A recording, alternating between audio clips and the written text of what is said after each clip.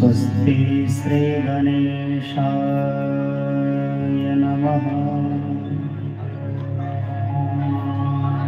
श्री सीतारामाभ्यां नमः। श्री राधाकृष्णाभ्यां नमः। श्रीमद् रामचरितमानसाय नमः। श्री संत वैष्णव सद्गुरो विप्रचरणकमलेभ्यो नमः।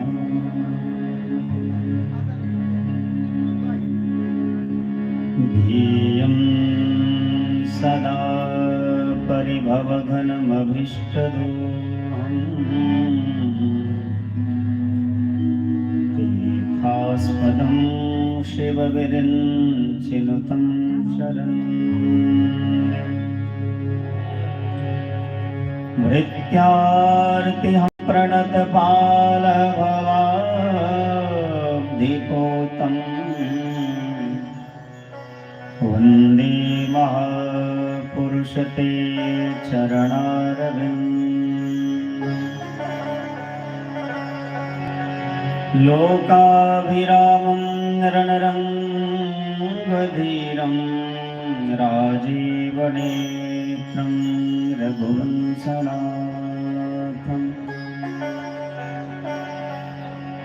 कारुण्यरूपं करुणाकरन्तं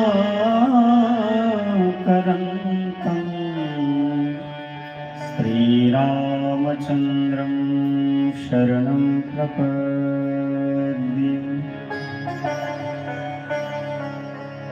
सीतानाथसमारम्भां रामानन्दार्यमध्यमाम् अस्मदाचार्यपर्यन्तां वन्दे गुरो परम्पराम्।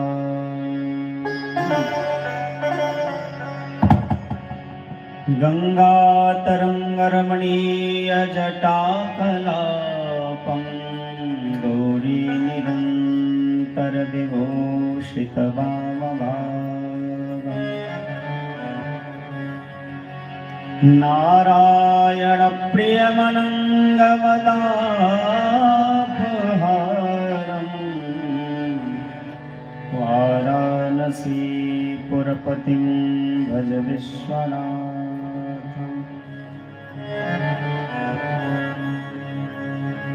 प्रणवो पवनकुमार खलगणपावक ज्ञानघन जासु हृदयागार बसहि राम सरचापधर।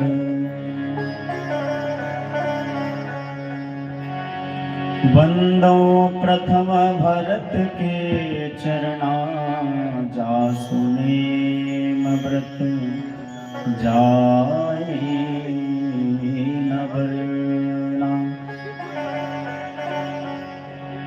सिया मांडवी उर्मिला सुत कीरति बरवा। चारि कुंवर चारु कुंवरी तुलसी करत प्रणाम।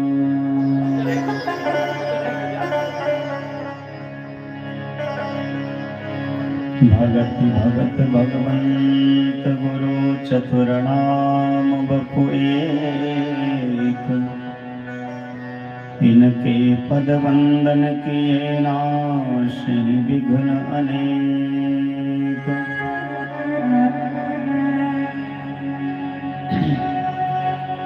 सब द्वारण को छोड़ के आई तेरे द्वार। श्री जनक राज की लाडली मेरी ओर निहार।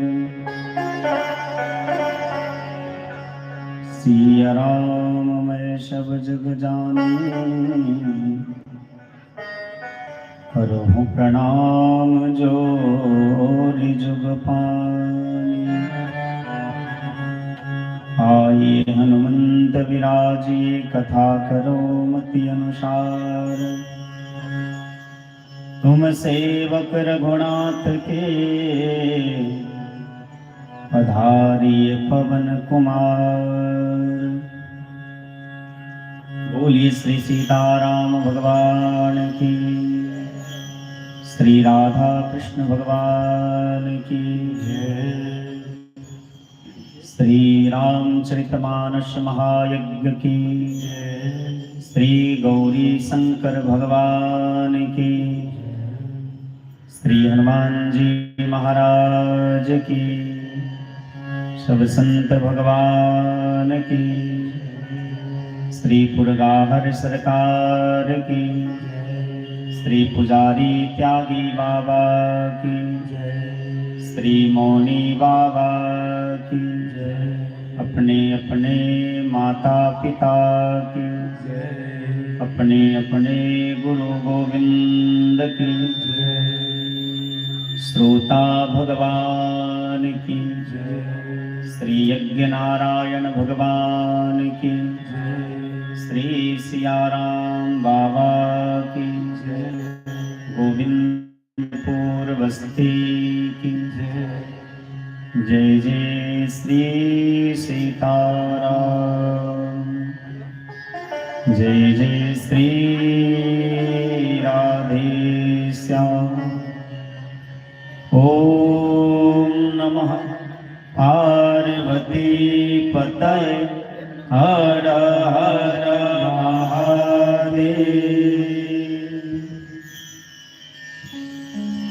अनंत कोटि ब्रह्मांड नायक कारण कारण वरुणालय भक्तवान कल्पतरु परम कृपालु परम दयालु श्री सीताराम भगवान, श्री राधा कृष्ण भगवान, श्री राम कथा के परम रसिकाचार्य श्री हनुमतलाल जी महाराज, कलि पावन अवतार श्रीमद गोस्वामी तुलसीदास जी महाराज, प्रातस्मरणीय पूज्य पाद तपो मूर्ति सिंध शिरोमणि मिथिलासुत कुलभूषण परमाराध्य परमादरणीय पूज्य संत श्री सतगुरुदेव भगवान, अनंत कोटि आचार्य चरण वैष्णव चरण विप्र चरण, मनसासीन संत बिंद विद्वजन संगीतज्ञ कथा प्रेमी कला प्रेमी, श्री राम कथा मंदाकिनी गंगा के पावन तट पर उपस्थित एवं अनुपस्थित, प्रत्यक्ष एवं अप्रत्यक्ष सभी सुधी श्रोताओं को, सनातन धर्मियों को, कथा प्रेमियों को, भक्तिमयी माताओं को मैं सादर प्रणाम करता हूँ।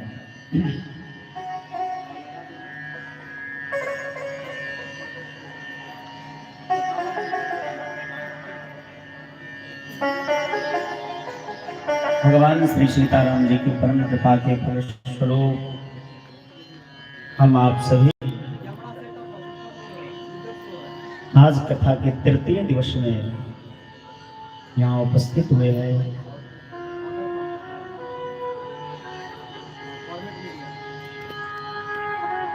बड़े भाग्यशाली हैं हम आप लोग। इसको ठीक तरीके लीजिए। 9 दिवसीय राम कथा के तृतीय पुष्प लेकर के हम आप सभी यहाँ उपस्थित हुए हैं। व्यासपीठ की मर्यादा के अनुसार सबसे पहले हम आप सभी 2 बार भगवान नाम संकीर्तन बड़े प्रेम भाव से गाएं। आगे भगवान श्री सीताराम जी की जैसी कृपा होगी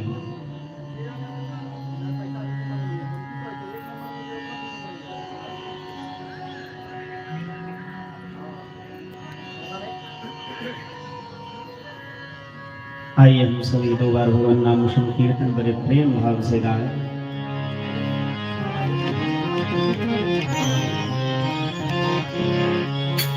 जय सिया राम जय जय सिया राम।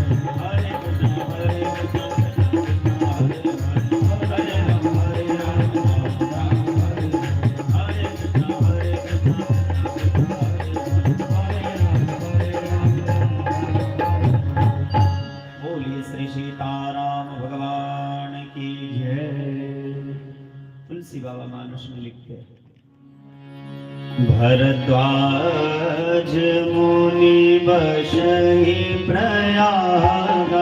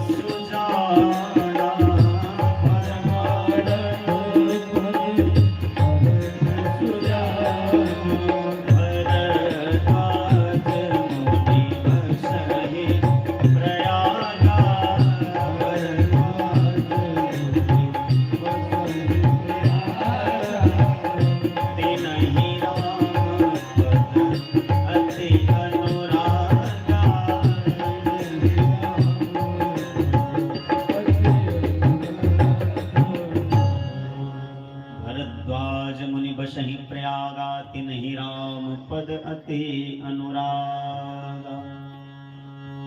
तीर्थराज प्रयाग में श्री भरद्वाज ऋषि निवास करते हैं, जो मां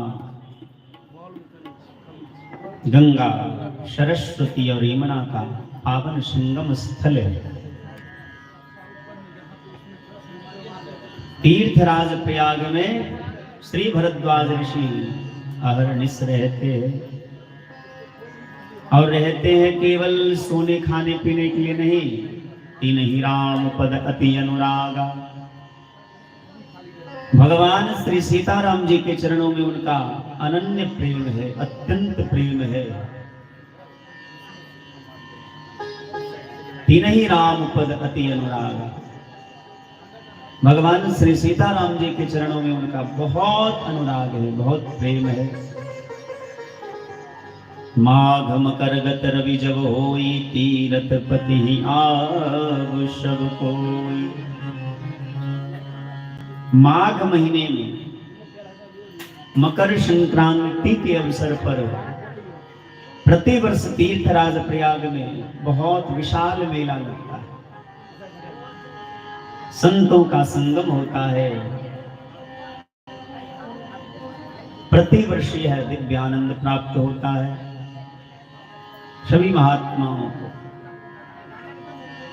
आप लोग भी तीर्थराज प्रयाग गए ही होंगे, तो बताओ तीर्थराज प्रयाग में किन किन नदियों का संगम है? एक गंगा जी का, एक यमुना जी का और एक सरस्वती जी का।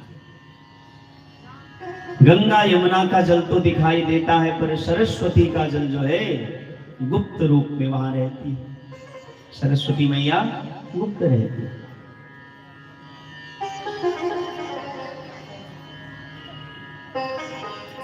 मानो कि भगवान श्री सीताराम जी के पावन चरणों में जो 3 प्रकार के रंग हैं।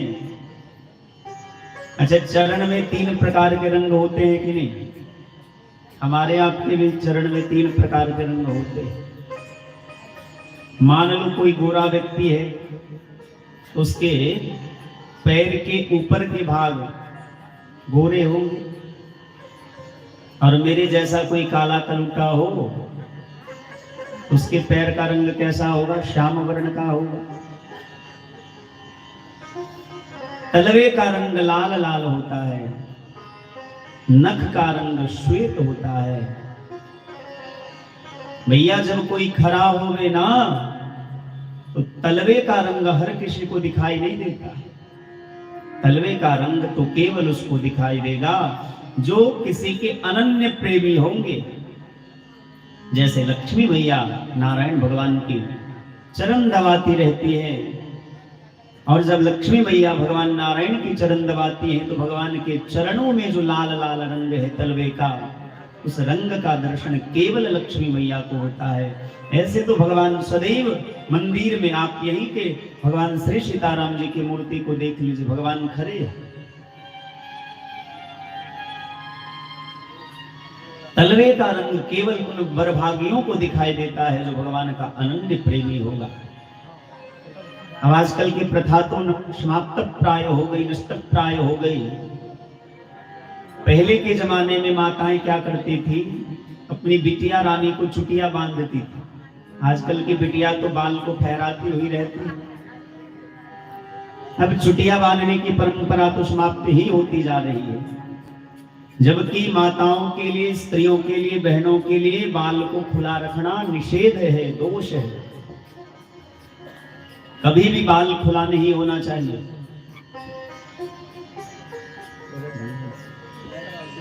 कोई बात नहीं, ठीक। बाल को कभी भी खुला नहीं रखना चाहिए।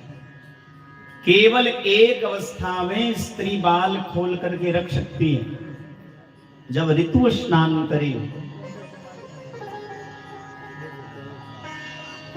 जब स्त्री का देह अपवित्र हो जाता है महीने में 4 दिन के लिए, उसके उपरांत जब कोई स्त्री, कोई बहन, कोई माँ ऋतु स्नान करे, तो उस समय केवल बाल खोल करके रख सकती है, और अन्य समय में स्त्रियों को, बहनों को, माताओं को बाल बांध करके रखना चाहिए।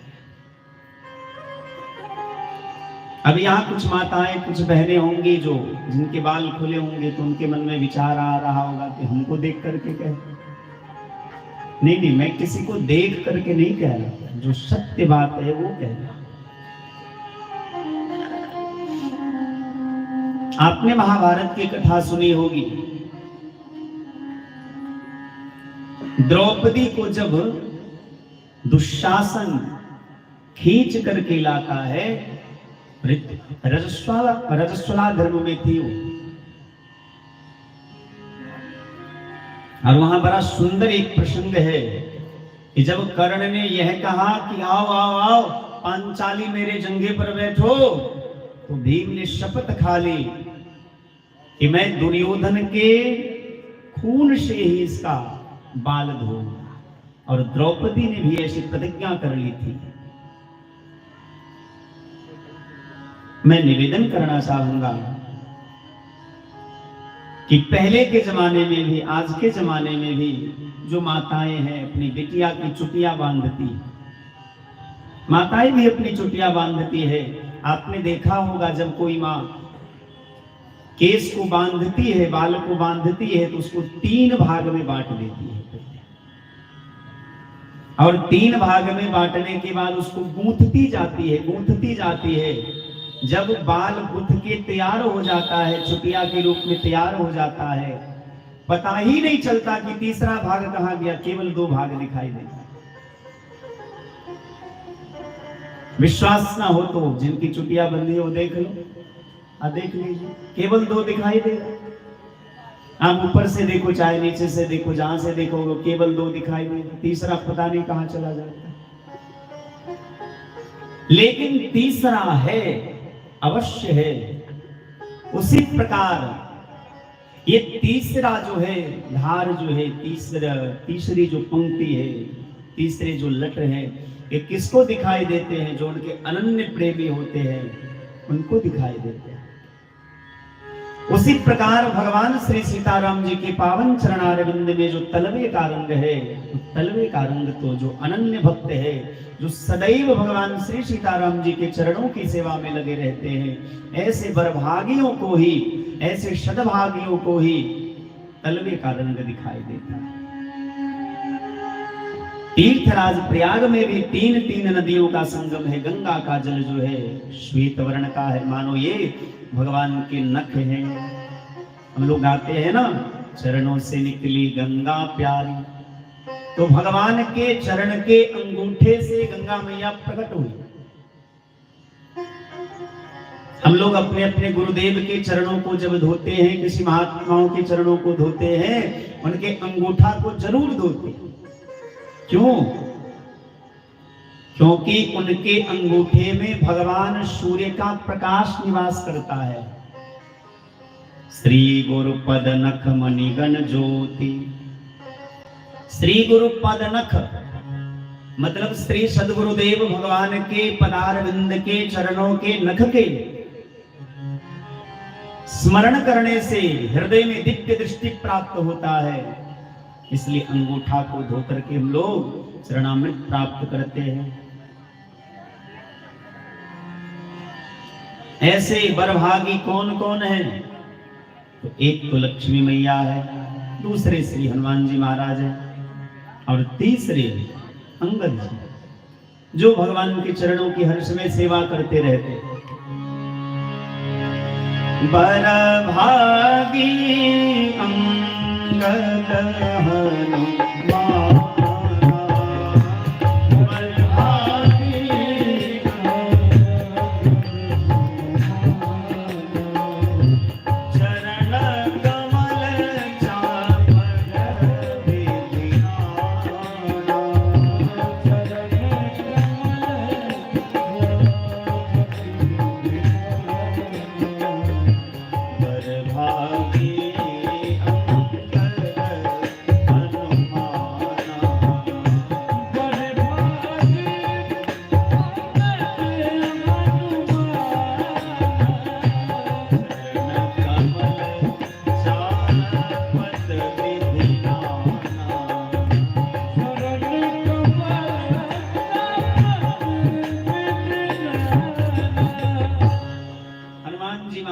श्री अंगद जी बड़े बड़भागी हैं, बड़े सौभाग्यशाली हैं कि भगवान श्री सीताराम जी के पावन चरणार बिंदों को सदैव दबाते रहते हैं।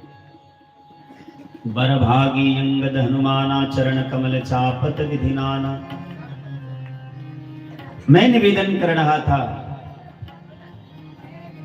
कि श्री तीर्थराज प्रयाग में भी तीन नदियों का संगम है। गंगा जी का जल जो है श्वेत वर्ण का है, मानो ये भगवान के चरण नख है।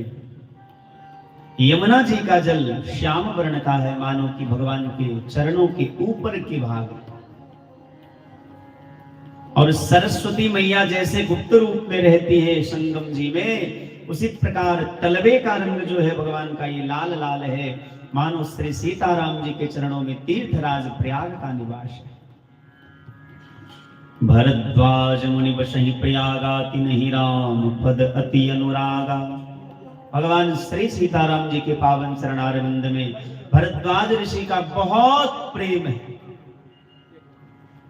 बताइए तो कौन कौन हमारे राम जी से प्रेम करते हैं? बताओ बताओ बताओ भैया। हमारे श्री सीताराम जी से प्रेम नहीं करोगे तो आज शनिवार है, हनुमान जी गदा से पीटेंगे रात में। हनुमान जी डांटते हैं, आचार्य है। आचार्य का काम है सामान्य जीव को उपदेश करना, चाहे जैसे भी हो। हनुमान जी भक्ति के आचार्य हैं। हनुमान जी श्रोता में सबसे श्रेष्ठ हैं, हनुमान जी वक्ता में भी सबसे श्रेष्ठ हैं, हनुमान जी सर्वश्रेष्ठ है। तरैन बिनु सेई मम स्वामी, राम नमामि नमामि नमामि। अरे भैया ये तो पूरा इसको हटाइए हटाइए हटाइए, या तो इसको ऊपर देना चाहिए तो पूरा। हाँ हाँ इसको बंद करिए बंद करिए, कल कर लीजिएगा, रहने दीजिए, उसको ऊपर करना है। या अभी करिएगा तो ऊपर करिए, ऊपर ऐसे करके थोड़ा। तिन्हि राम पद अति अनुरागा। प्रतिवर्ष माघ महीने में वहां सुंदर मेला लगता है। देश देशांतर से, दूर दराज से, सब जगह से संत वैष्णवों का समागम होता है। इस वर्ष भी वहां तीर्थराज प्रयाग में सुंदर संतों का सम्मेलन हुआ। एक एक करके सभी महात्माओं को भरद्वाज ऋषि ने विदा किया। जब याज्ञवल्क्य जी की बारी आई तो चरणों में प्रणाम करके कहते हैं, नाथ एक वर संशय मोरे, करगत वेद तत्व सब तोरे। मेरे मन में एक बहुत बड़ा संशय है। क्या संशय है? एक राम अवधेश कुमारा, तिन कर चरित विदित संसारा। नारी विरह दुख लहेउ अपारा, भयो रोष रन रावण मारा। एक राम की कथा हम जानते हैं। कौन राम? जो अयोध्या के राजा दशरथ जी के पुत्र हुए। एक राम अवधेश कुमारा, अवध के राजा दशरथ जी के पुत्र हुए। तिनकर चरित विदित संसारा। संसार में उनका चरित्र जो है हर कोई जानता है। नारी विरह दुख लहेउ अपारा, भयो रोष रन रावण मारा। रावण ने जब सीता जी का हरण कर लिया, राम रावण में युद्ध हुआ और राम ने रावण को मारा। राम राज की स्थापना हुई। एक राम के बारे में तुम जानते हैं, दूसरे राम को भी जानते हैं। प्रभु सोई राम की अपर को, जाहि जपत त्रिपुरारी। एक राम भगवान शिव के इष्ट हैं, जो सदैव राम राम राम राम जपते रहते हैं। राम रामेति रामेति रमे रामे मनोरमे, सहस्र नाम तत्तुल्यम राम नाम वरानने। बड़ी सुंदर कथा आती है। एक बार एकादशी का व्रत किया था मैया पार्वती ने। एकादशी के व्रत पूर्ण होने के बाद द्वादशी तिथि आई पारण करना था। संयोग से देखो आज भी एकादशी है और कामदा एकादशी है। कामदा एकादशी का अर्थ होता है समस्त कामनाओं को पूर्ण करने वाली जो एकादशी है वो आज ही है, जो समस्त कामनाओं को सभी इच्छाओं को पूर्ण करती है। द्वादशी तिथि में मैया पार्वती भगवान शिव को भोजन परोस करके दे देती हैं और स्वयं थोड़ा विष्णु सहस्त्र नाम का पाठ करने के लिए बैठी। पारण का समय बीतता जा रहा था। भगवान शिव ने कहा कि आओ हम साथ में मिलकर के प्रसाद पाएंगे। मैया पार्वती कहती हैं कि हे भोलेनाथ, अभी मेरा समय विष्णु सहस्त्र नाम के पाठ का है, मैं पाठ करने के बाद ही प्रतिदिन प्रसाद पाती हूं। शिव जी ने कहा आइए मैं आज आपको एक गूढ़ रहस्य की बात बताता हूं। राम रामेति रामेति रमे रामे मनोरमे। राम रामेति रामेति रमे रामे मनोरमे सहस्रनाम तत्तुल्यम राम नाम वरानने। दिलीप जी, जब आपको पहले से पता होता है कि ये चाहिए होता है तो पहले से व्यवस्था करनी चाहिए। कहने के बाद तो कोई पशु भी समझ लेता है। पंडित जी उसको ठीक करिए।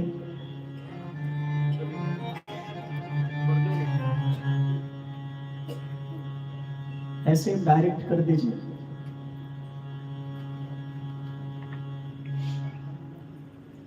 भगवान शिव ने मैया पार्वती को समीप बुलाया और कहने लगे कि राम रामेति रामेति रमे रामे मनोरमे सहस्रनाम तत्तुल्यम राम नाम वरानने।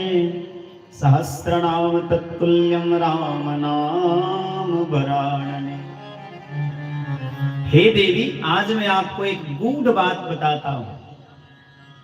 कोई एक बार यदि राम कह ले तो 1000 नाम लेने का फल मिल जाता है, केवल एक बार।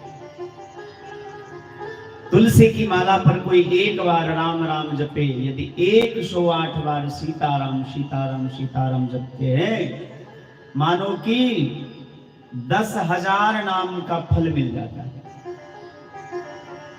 और तुलसी के बीज से जो माला तैयार होते हैं, उस पर एक दाने में जितने तुलसी के बीज रहते हैं उतनी बार भगवान का नाम लेने का फल मिलता है। संसार में भगवान के जितने भी नाम हैं, राम से सुंदर, राम से श्रेष्ठ कोई भी नाम नहीं। इसीलिए तो भगवान शिव भी राम राम राम राम जपते रहते। प्रभु सोई राम की अपर को जाहि जपत त्रिपुरारी। जो दशरथ के पुत्र हैं, क्या वही राम भगवान शिव के भी इष्ट हैं? याज्ञवल्क्य ऋषि हंसने लगे।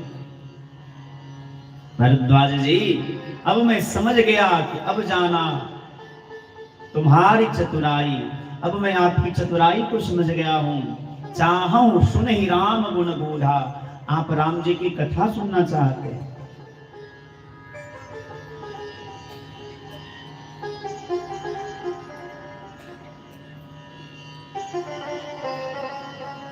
मैं आपको राम जी की कथा सुनाता हूं। जिस प्रकार आपने हमसे प्रश्न किया है, उसी प्रकार एक बार भगवान शिव से मैया सती ने प्रश्न किया था। अब यहीं से राम कथा का जन्म होता है। जब दो संसार के लोग आपस में बैठते हैं तो वहां विवाद होता है, संवाद नहीं होता। वहां काम की कथा होती है। भैया, जब दो संसार के लोग आपस में बैठे तो काम की ही चर्चा होगी। पर जब दो संत एक जगह बैठते हैं, वैष्णव बैठते हैं, तो वहां राम जी की कथा होती है। वैष्णवों के मुखारविंद से ही राम कथा का जन्म होता है। तीर्थराज प्रयाग में श्री याज्ञवल्क्य ऋषि किस प्रकार से भरद्वाज ऋषि को कथा सुनाते हैं, तुलसी बाबा के शब्दों में आइए हम सभी लोग श्रवण करें। एक बार त्रेता जुग माही, एक बार त्रेता जुग माही, एक बार त्रेता जुग माही, एक बार त्रेता जुग माही, शंभु गए कुंभज ऋषि पाई, शंभु गए कुंभज ऋषि पाई, शंभु गए कुंभज ऋषि पाई, शंभु गए कुंभज ऋषि पाई।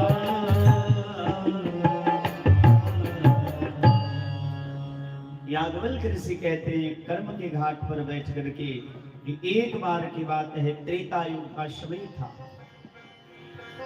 एक बार त्रेता जुग माही, शंभु गए कुंभज ऋषि पाही। भगवान शिव को कथा सुनने की इच्छा है।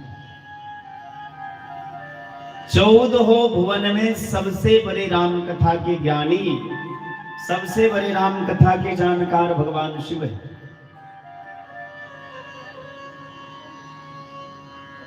उनको जब कथा सुनने की इच्छा हुई तो कैलाश पर्वत से उतरे।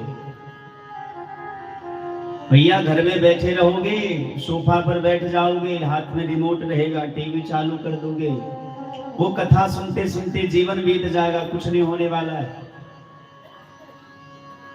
कई लोग कहते हैं अरे रे रे, हम तो घर में ही कथा सुनते हैं, हमें क्या जाने की जरूरत है।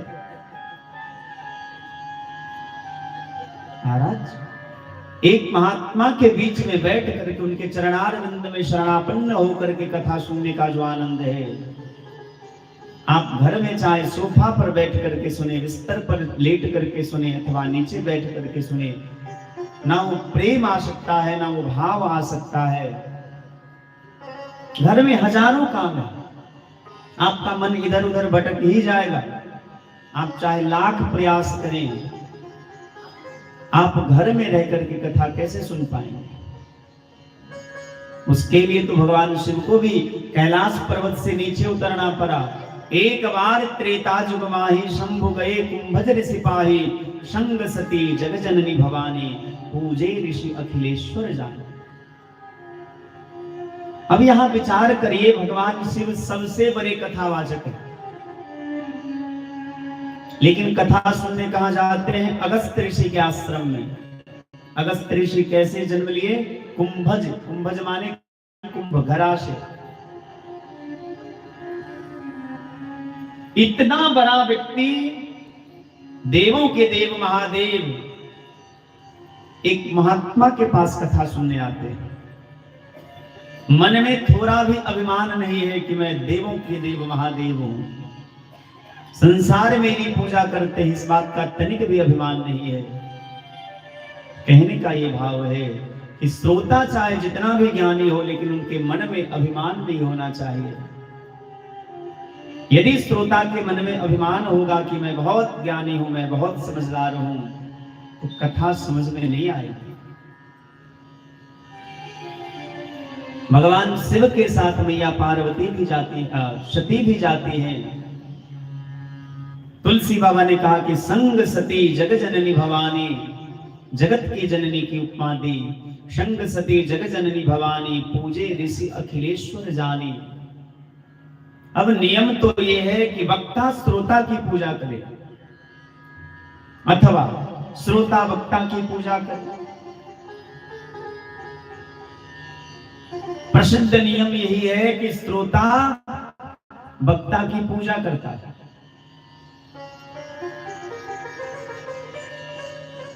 लेकिन यहां उल्टी गंगा बहने लगी। यहां वक्ता श्रोता की पूजा कर रहे हैं। वक्ता कौन है? श्री अगस्त्य ऋषि। और श्रोता कौन है? भगवान शिव। अगस्त्य ऋषि ने देखा कि देवों के देव महादेव भगवान शिव हमारे आश्रम में कथा श्रवण करने के लिए आए हैं। इस भाव से आह्लादित होकर के अगस्त्य ऋषि ने उनकी खूब पूजा की। अब देखिए, सती को यही मन में संदेह हो गया। उनके मन में विचार आया कि जो वक्ता पहले से ही हाथ पैर जोड़ने लगे, ये भला कथा क्या कहेंगे। यदि कोई वक्ता, कोई ज्ञानी सामान्य है, सरल है, इसका ये अर्थ नहीं है कि वो ज्ञानी नहीं है, ये उसकी महानता है। कोई बहुत बड़ा व्यक्ति, कोई बहुत बड़ा धनवान, कोई बहुत बड़ा पदाधिकारी यदि आपसे बात कर लेता है, इसका ये अर्थ नहीं है कि आप महान हैं, इसका ये अर्थ है कि वो आपसे महान है। यदि कोई किसी को प्रणाम करता है तो प्रणाम करवाने वाला तो महान है ही, लेकिन प्रणाम करने वाला उससे भी ज्यादा महान होता है। जो किसी को प्रणाम करता है वो महान होता है, जो किसी का सम्मान करता है वो महान होता है। अगस्त्य ऋषि ने पूजा करी, सती के मन में संदेह हो गया, और जब मन में संदेह हो जाता है उसके बाद तो फिर कथा समझ में नहीं आ सकती। इस बुद्धि से, मन से, विचार से, तर्क के द्वारा राम को और राम की कथा को समझा नहीं जा सकता। कथा प्रारंभ हुई,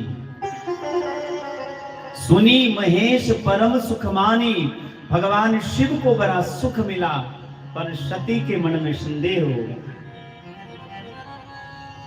नियम तो यही है, यदि हम लोगों ने 5 दिन, चाहे 7 दिन, चाहे 9 दिन कथा सुनी है, तो बाद में क्या देना पड़ता है?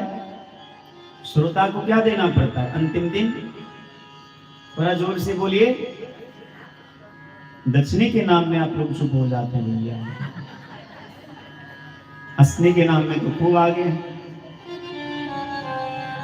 ये एक यज्ञ है, ज्ञान यज्ञ है, प्रेम यज्ञ है, भक्ति यज्ञ है, वैराग्य यज्ञ है, मानस यज्ञ है।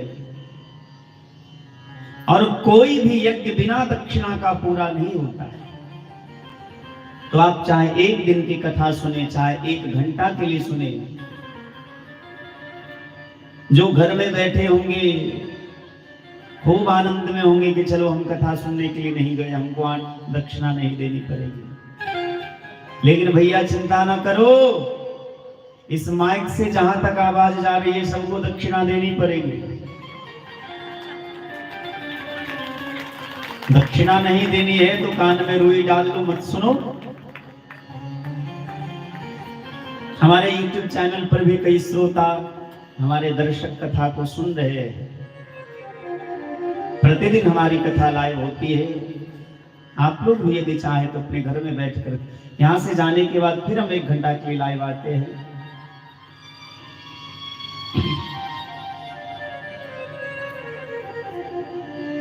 जिस जिसके कान में कथा की बात जाएगी सबको दक्षिणा देनी पड़ेगी। और यदि भैया नहीं देना है तो कान बंद करके सो जाओ, जब कथा बंद हो जाए तो फिर जग जाना। क्या नंद कुमार बाबू, दक्षिणा तो देनी पड़ती है। और दक्षिणा में और दान में अंतर है। दान आप स्वेच्छा से दे सकते हैं, लेकिन दक्षिणा जो है हमारे अनुकूल होगा। जो हम कहेंगे आपने यदि वो दिया तो दक्षिणा हुई, नहीं तो फिर चढ़ावा हुआ। और हम क्या कहेंगे ये तो बाद में कहेंगे, या ये सुना देंगे तो श्रोता आना भी बंद कर देंगे। कैसे व्यास जी हैं, ये तो तीसरे दिन से ही केवल दक्षिणा की बात कर रहे। नहीं, मेरी सबसे बड़ी दक्षिणा यही होती है, हर जगह मैं जहां भी कथा कहने जाता हूं। विजय मिश्रा जी अभी आपके गांव से हमारे, और खराजपुर की एक और सज्जन श्रोता है।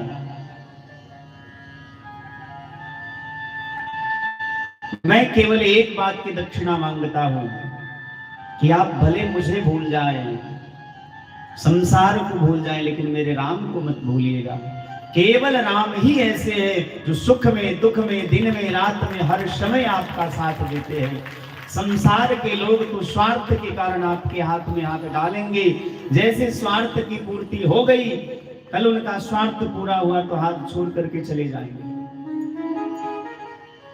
केवल भगवान ऐसे हैं, जब इस दुनिया में हम नहीं आए थे, मां के गर्भ में थे, तब भी भगवान हमारे साथ थे।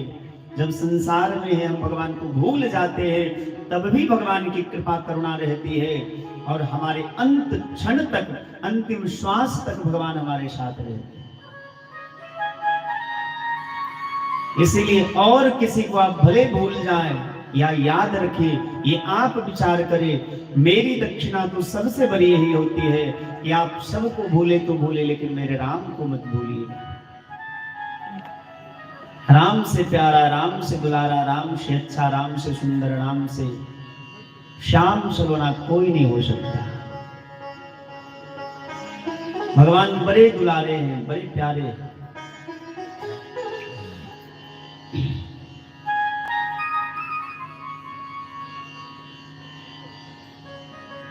शिव जी ने मन में विचार किया कि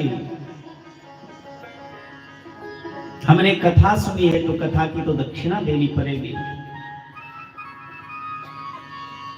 कई पंडित जी लोभी होते, किसी यजमान के यहाँ जाए और यजमान का कोई सामान पसंद आ जाए तो उसकी खूब बड़ाई करते, अरे बाप रे ये सामान तो बहुत सुंदर है, कहां से लाए? पंडित जी कहीं से भी लाए, आपको क्या मतलब, आप तो केवल इसका उपयोग करो। अब जैसे हमारे गणपति जी को ही देख लीजिए, इनको एक सामान पसंद आ गया। अभी हम संकोर्थ गए थे कथा कहने के लिए, इन्होंने इतनी बड़ाई की उनकी, वो बेचारा बाद में बोला कि आपको चाहिए? बोले नहीं नहीं नहीं, हम तो ऐसे ही पूछ रहे थे। अंत में उस सज्जन व्यक्ति ने वो सामान दे ही दे दिया, पंडित जी ले लीजिए, आपको पसंद आ गया है, हम तो फिर खरीद लेंगे। तो पंडित जी सब बड़े चतुर चालाक होते हैं। अगस्त ऋषि ने मन में विचार किया कि हमें दक्षिणा लेनी है, लेकिन कैसे लूं? तो ऋषि पूछी हरि भगति सुहाई, कही शंभु अधिकारी पाई। अगस्त ऋषि ने भगवान शिव से भगवान की कथा के विषय में पूछा, और शिव जी ने कथा सुनाई। अब देखिए, जब कथा पूरी हो गई, वहां से दोनों विदा होते।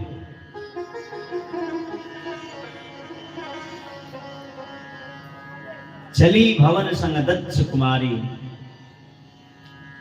जब सती मैया भगवान शिव के साथ कथा सुनने के लिए आई थी,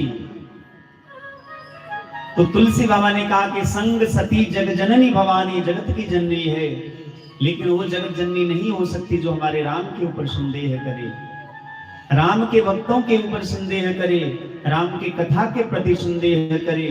सती ने संदेह किया और गोस्वामी तुलसीदास जी महाराज इनके नाम ही बदल देते। चली भवन संग दक्ष कुमारी, मुनिशन विदा मांगी त्रिपुरारी। अब देखिए, एक लीला होती है। क्या लीला? जिस मार्ग से जा रहे थे भगवान शिव और मैया सती, त्रेता युग का समय है। भगवान श्री राम जी अपने पिता दशरथ जी की बात को मान करके जंगल में जा रहे थे। दंडकारण्य में रावण ने सीता का हरण कर लिया। अब भगवान की लीला देखिए। भगवान का नाम है आनंद कंठ, हर समय भगवान प्रसन्न रहते हैं। आपने कभी भगवान को रोते देखा है? सुना है? भगवान हर समय प्रसन्न रहते हैं, लेकिन लीला में भगवान भी रोते हैं। शिव जी कथा सुनकर के विदा होते हैं तो शिव जी के मन में उमंग आने लगा, राम जी के दर्शन की इच्छा होने लगी। उसी समय जिस जंगल से गुजर रहे थे भगवान शिव और मैया सती,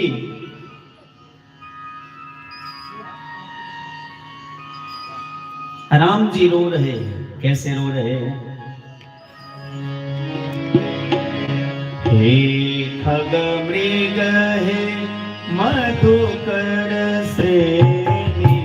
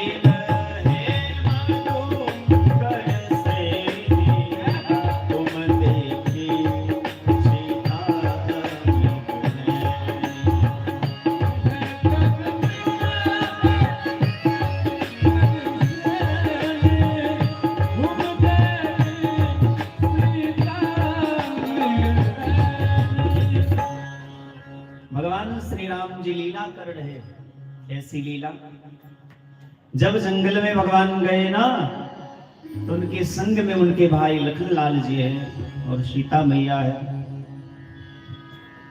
दंडकारण्य में जितने महात्मा थे, महात्माओं ने देखा कि भैया तपस्वी तो राम जी भी हैं और तपस्वी हम भी हैं। देखो तो ये तपस्वी होकर के अपने पत्नी के साथ घूम रहे हैं और हम लोग कितने बुर्बक हैं कि ऐसे लंगोटी बिस्टी धारण करके बिना पत्नी के जी रहे। अब सब बाबा जी के मन में विचार आया कि हम लोग भी विवाह करेंगे। और भैया साधु के लिए 3 बहुत खतरनाक चीज है, गाछी, बाछी, दासी। ये तीनों साधु के फांसी। जो साधु, जो महात्मा इन 3 चक्कर में पड़ जाए उसको तो राम बचाए।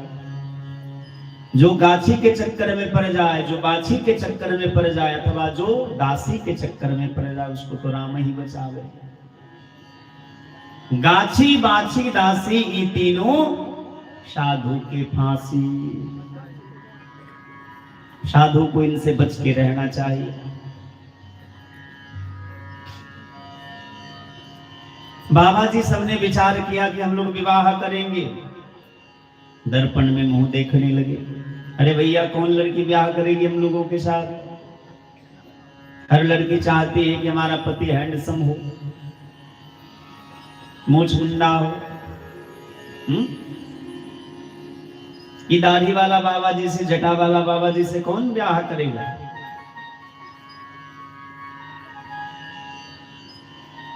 तो महात्मा ने कहा कि चलो एक काम करते हैं, कोई अपनी बेटी का ब्याह मेरे साथ नहीं करेगा ना, और यदि पत्नी हम खुद ही तैयार कर ले तो? एक महात्मा ने कहा कि ये कैसे होगा? बोले देखो राम जी आए हैं, हम लोग बचपन से लेके आज तक राम राम राम राम जपे हैं, तो राम जी से कुछ मांगना भी तो बनता है।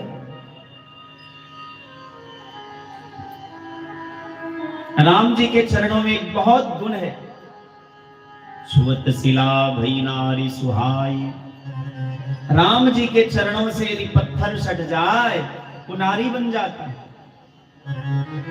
वो पत्थर नारी बन जाता है। अहल्या का उद्धार किया राम जी ने। सभी महात्माओं ने कहा कि ये तो बहुत उत्तम बात है, अब क्या करें? तो छेनी हथौड़ा लेकर के दंडकारण्य में जितने बड़े बड़े पत्थर थे, सब पत्थर का नाक नक्शा बनाने लगे। जिसको जैसी पत्नी चाहिए थी वो वैसे छेनी हथौड़ा लेकर के बनाने लगे। समझे पंडित जी? अब राम जी दंडकारण्य में विचरण कर रहे हैं, छेनी हथौड़े की आवाज गई कान में। राम जी ने लखन लाल जी से पूछा कि लक्ष्मण ये आवाज कहां से आ रही है? लक्ष्मण जी ने पता लगाया, सरकार ये तो महात्माओं के आश्रम से आवाज आ रही है। धीरे धीरे धीरे पता चला कि सब महात्माओं के मन में विवाह करने की इच्छा हो गई। क्यों? क्योंकि हमारे साथ जो सीता जी हैं, इसलिए राम जी ने कहा कि नहीं, ये तो नहीं हो सकता। आज तक ये महात्मा भजन करते रहे हैं, इनके जीवन का उद्देश्य, इनके जीवन का लक्ष्य भजन करना है। यदि ये पत्नी के चक्कर में पड़ गए तो फिर उससे उबरना बड़ा मुश्किल हो जाएगा। तो राम जी ने लीला करी। क्या लीला करी? देखो संसार में जो कुछ होता है भगवान की इच्छा से ही होता है।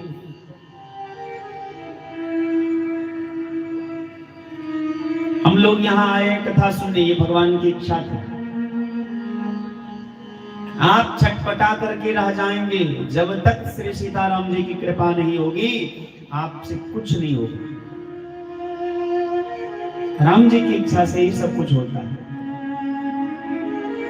तो भगवान ने क्या किया? एक लीला कर ली, सीता जी का हरण करवा दिया रावण के द्वारा। और राम जी नाटक करने लगे, हे खग मृग हे मधुकर श्रेणी, तुम देखी सीता मृगने। खग से, पक्षी से, पशु से, वृक्ष से, लता से पूछने लगे कि आपने मेरी मृगनयनी सीता को देखा है, और आंसू बहाने लगे, फूट फूट करके रोने लगे।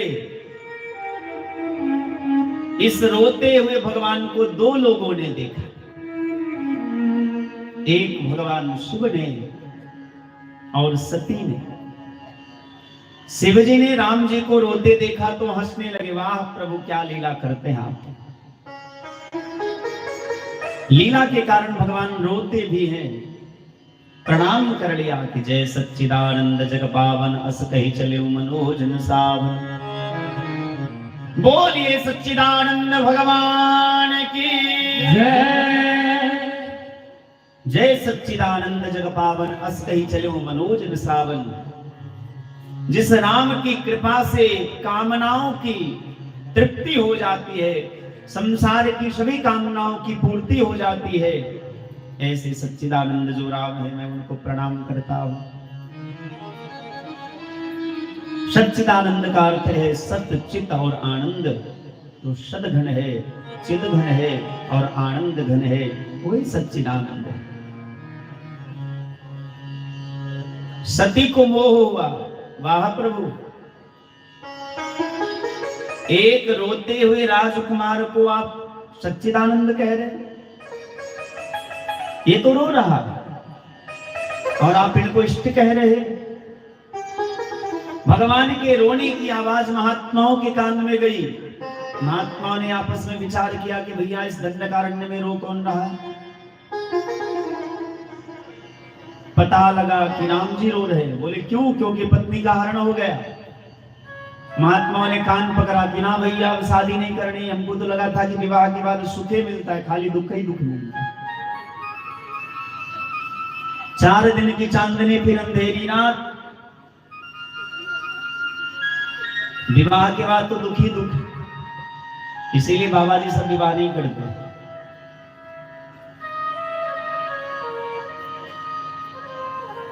जितने लोग विवाह किए होंगे उनसे एकांत में जाकर के बात करो, बोले बाबा तुम लोग बहुत बढ़िया हो, बहुत गलती हो गई। क्या पता तो नहीं न करते। माता जी अब तो छोड़ दो इनको। ये कह रहे हैं कि पहले से पता होता तो नहीं करते।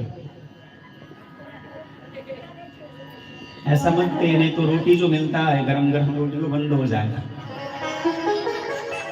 फिर तो बुढ़ापा में सत्तू पी करके काम चलाना पड़ेगा,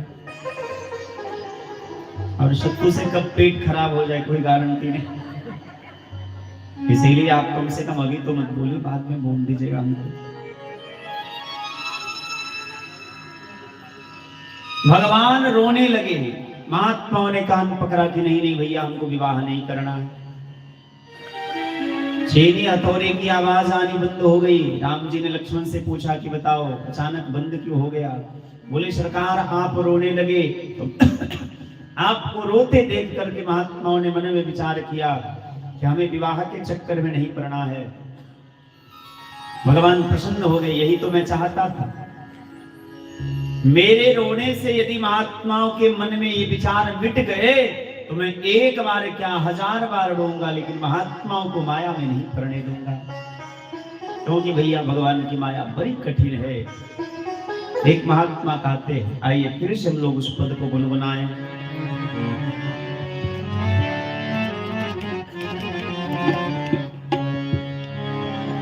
ये माया तेरी बहुत कठिन है,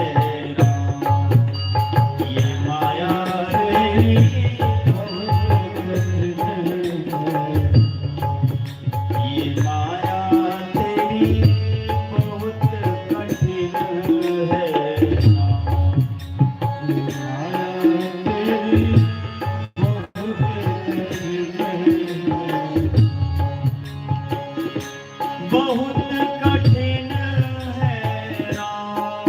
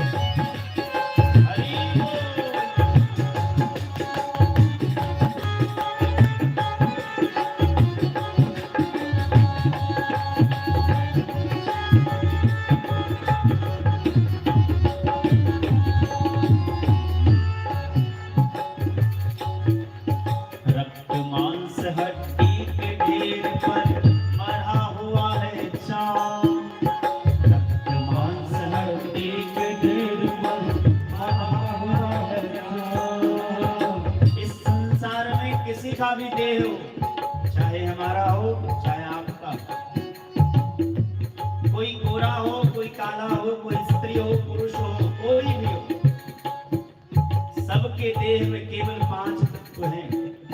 रक्त मांस हड्डी के ढेर पर मढ़ा हुआ है चांद, रक्त मांस हड्डी के ढेर पर मढ़ा हुआ है चांद।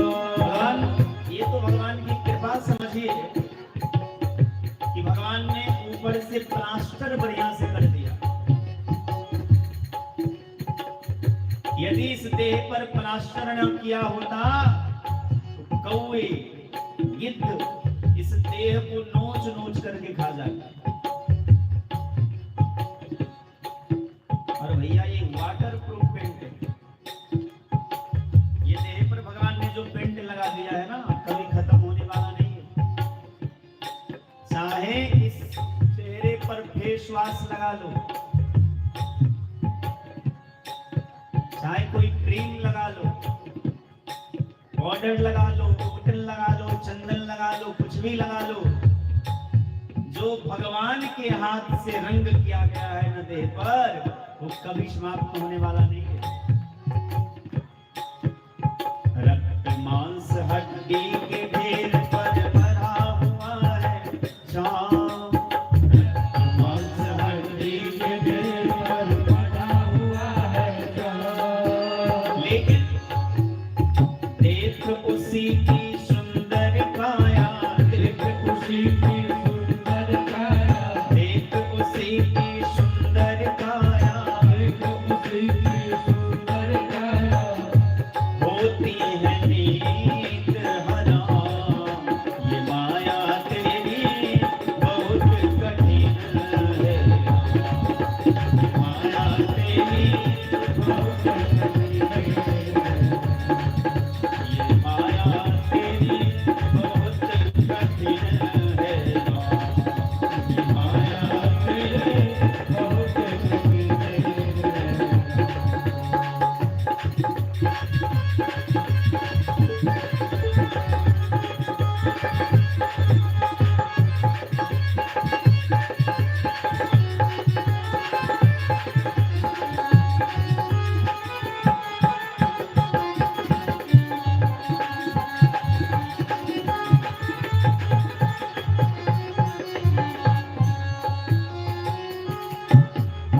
करता नित्य विरोध क्रोध का कहता बुरा परिणाम, करता नित्य विरोध क्रोध का कहता बुरा परिणाम। बता तो कौन कौन लोग क्रोध करते हो? चलो हम ही पहले हाथ उठाते हैं। और बाकी लोग क्रोध नहीं करते हो?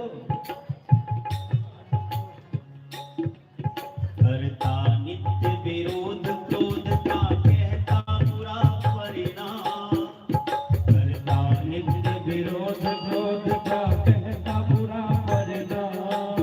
क्रोध करने वाला क्रोध का विरोध करता है और कहता है कि क्रोध करना बुरी बात है, लेकिन होता क्रोधित स्वयं तो होती, होता क्रोधित स्वयं तो होती, होता क्रोधित स्वयं तो होती, होता क्रोधित स्वयं तो होती, पानी बिना लगाम, ये माया तेरी बहुत कठिन है, ये माया तेरी बहुत कठिन है, बहुत कठिन है राम, राम बहुत कठिन है राम, बहुत कठिन है राम, ये माया तेरी बहुत कठिन है राम, ये माया तेरी बहुत कठिन है राम, ये माया तेरी बहुत कठिन है राम, ये माया तेरी, ये माया तेरी बहुत कठिन है।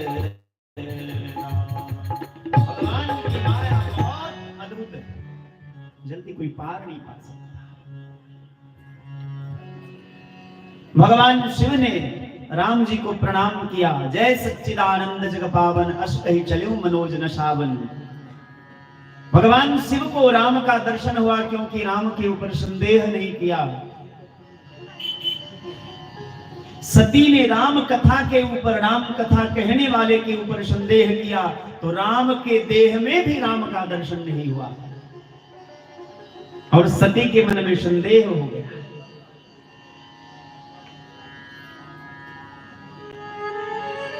जिन शिव को सभी देवी देवता प्रणाम करते हैं, वह शिव एक राजकुमार को, वो भी राजकुमार कैसे, जो रो रहे, उनको प्रणाम कर रहे। अरे भगवान का अर्थ तो होता है कि भगवान सर्वज्ञ होते हैं, भगवान को सब कुछ पता होता है। ये कैसा भगवान है जिनको ये भी पता नहीं कि उनकी पत्नी को कौन चुरा लिया है? ये कैसे भगवान है? सती के मन में संदेह हुआ। बार बार शिव जी ने समझाया कि देखिए, ये वही राम है। मुनि धीर जोगी सिद्ध संतत, विमल मन जहि ध्यावहि। कहि नेति निगम पुराण आगम, जासु कीरत गावहि। ये वही राम है जिनकी वंदना सभी शास्त्र और वेद पुराण करते। कहीं नेति निगम पुराण आगम, जासु कीरत गावहि। ये वही राम है। सोई मम इष्ट देव रघुवीरा, सेवत जाहि सदा मुनि धीरा। मुनि धीर जोगी सिद्ध संतत, विमल मन जहि ध्यावहि। कहि नेति निगम पुराण आगम, जासु कीरत गावहि। सती ने पूछा कि ये कैसे हो सकता है? पत्नी के वियोग में रोने वाला भगवान कैसे हो सकता है? जिनको ये भी ना पता हो कि मेरी पत्नी को किसने चुराया है, मेरी पत्नी है कहां, वो भगवान कैसे हो सकता है? उनके मन में संदेह और बढ़ता गया और संदेह बढ़ गया। जदपि कहो शिव बार वहु, बार बार शिव जी ने समझाया, पर सती नहीं समझती है। तब जाकर के भगवान शिव ने कहा कि जो तुम्हारे मन अति संदेह हो, तो किन जाई परीक्षा ले। यदि आपके मन में राम के प्रति इतना ही संदेह है, तो आप जाकर के परीक्षा क्यों नहीं ले लेती? सती ने कहा, हाँ ये अच्छी बात। शिव जी से आज्ञा प्राप्त करके सती जाती है। पुनि पुनि हृदय विचार करी, धरि सीता कर रूप। आगे होई चली पंथ तेहि, जेहि आवत नर भूप। सती ने बार बार विचार किया और सीता का वेश धारण कर लिया, पर सीता नहीं बन पाई। क्यों नहीं बन पाई? आगे होई चली पंथ तेहि, जेहि आवत नर भूप। जिस मार्ग से श्री राम जी आ रहे थे, उस मार्ग से आगे आगे चलने लगी। भैया, ये तो कलयुगी माताओं का स्वभाव है। हमारी सीता जी कभी राम जी के आगे नहीं चली। आगे राम, लखन वन पाछे, तापस वेश विराजत काछे। उभय बीच श्री सोहई कैसे, ब्रह्म जीव बिच माया जैसे। सीता जी तो राम और लक्ष्मण के बीच में विराजमान है। दक्षिणे लक्ष्मणो यस्य, वामे च जनकात्मजा, परतो मारुतिर्यस्य, तं वन्दे रघुनन्दनम्। सीता जी तो सदैव राम जी के वाम भाग में अविराजित रहती है।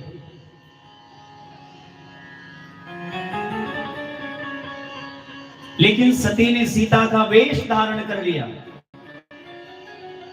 पर सीता बन नहीं पाई। कहने का यह अर्थ है, वेश भले कोई धारण कर ले, लेकिन स्वरूप तो कोई भी बना ले, लेकिन स्वभाव नहीं बना पाता। राम जैसा लंबा चौड़ा मुकुट, धनुष्मान, धोती, बगलबंदी, दुपट्टा डाल करके राम जैसा अभिनय भले कोई कर ले, राम जैसा स्वरूप भले कोई बना ले, लेकिन राम का स्वभाव तो केवल राम के पास है। भगवान का बड़ा कोमल स्वभाव है।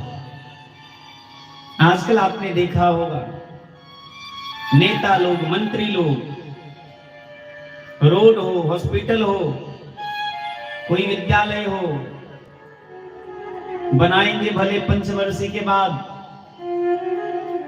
लेकिन उद्घाटन आज करते और नाम पहले अपना बोर्ड पर लिखा देते हैं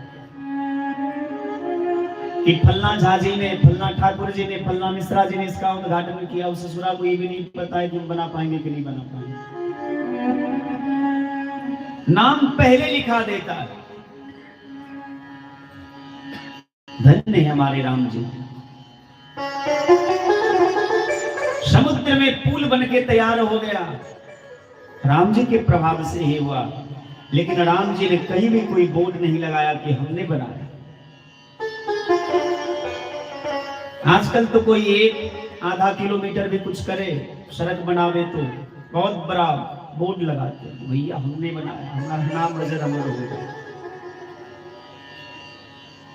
पर राम जी ने कहीं बोर्ड नहीं लगाया। लोगों ने, देवताओं ने खड़े होकर के जब पूछा कि राम जी ये बताइए इस पुल को किसने तैयार किया, तो राम जी ने इशारा किया, ये बंदर लोग जो हैं इन लोगों ने किया। आप खुद समझिएगा, मैं आपको कह रहा हूं, आप तो नर हैं, मानर नहीं। लेकिन भैया भगवान के लिए तो बानर भी बन जाए। तो जब भगवान शिव राम जी की सेवा के लिए नर से बानर बन गए, और हम लोग तो है ही। व्यास पीठ से यदि कोई बात निकल जाए तो वो सत्य नहीं हो सकता। तुलसी बाबा कहते हैं कि सब ही नचावत राम गुसाई नाचे नट मरकट की नाई। मरकट माने बंदर। हम लोग राम जी के सारे प्रणाच रहे, राम जी सबको नचाने वाले, मतलब बंदर ही तो है। राम जी ने कहा कि इन वानरी सेना ने मिलकर के इस पुल को तैयार किया, ये राम जी का स्वभाव है। पर कलयुग में सब कुछ बदल गया। एक समय ऐसा था जब माता जी घर में रहती थी, बाबूजी जाते थे कमाने के लिए। आजकल समय बदल गया, अब माता जी जाते कमाने के लिए, बाबूजी घर में चूल्हा साफ करते, चूल्हा चिताते, बर्तन मांजते। क्यों? क्योंकि भैया सरकार ने उनको आरक्षण दे दिया है। अब चाहे तुम कोई भी कंपटीशन की तैयारी करो, स्त्रियों को आधा आरक्षण। हम लोग एडमिशन करने के लिए जाएंगे, तुम लोग को 2000-3000 रुपया लगेगा। बहन लोग जाएंगे, तुमको 1 भी रुपया नहीं लगेगा। इसीलिए कहते हैं जितना इधर उधर का पैसा हो सब व्यासपीठ पे चढ़ा देना। नामांकन वाला जो बचा हो, इधर उधर वाला बचा हो, सब यही चढ़ा देना। हम क्या करेंगे? हम तो बस भगवान श्री सीताराम जी में लगा देंगे।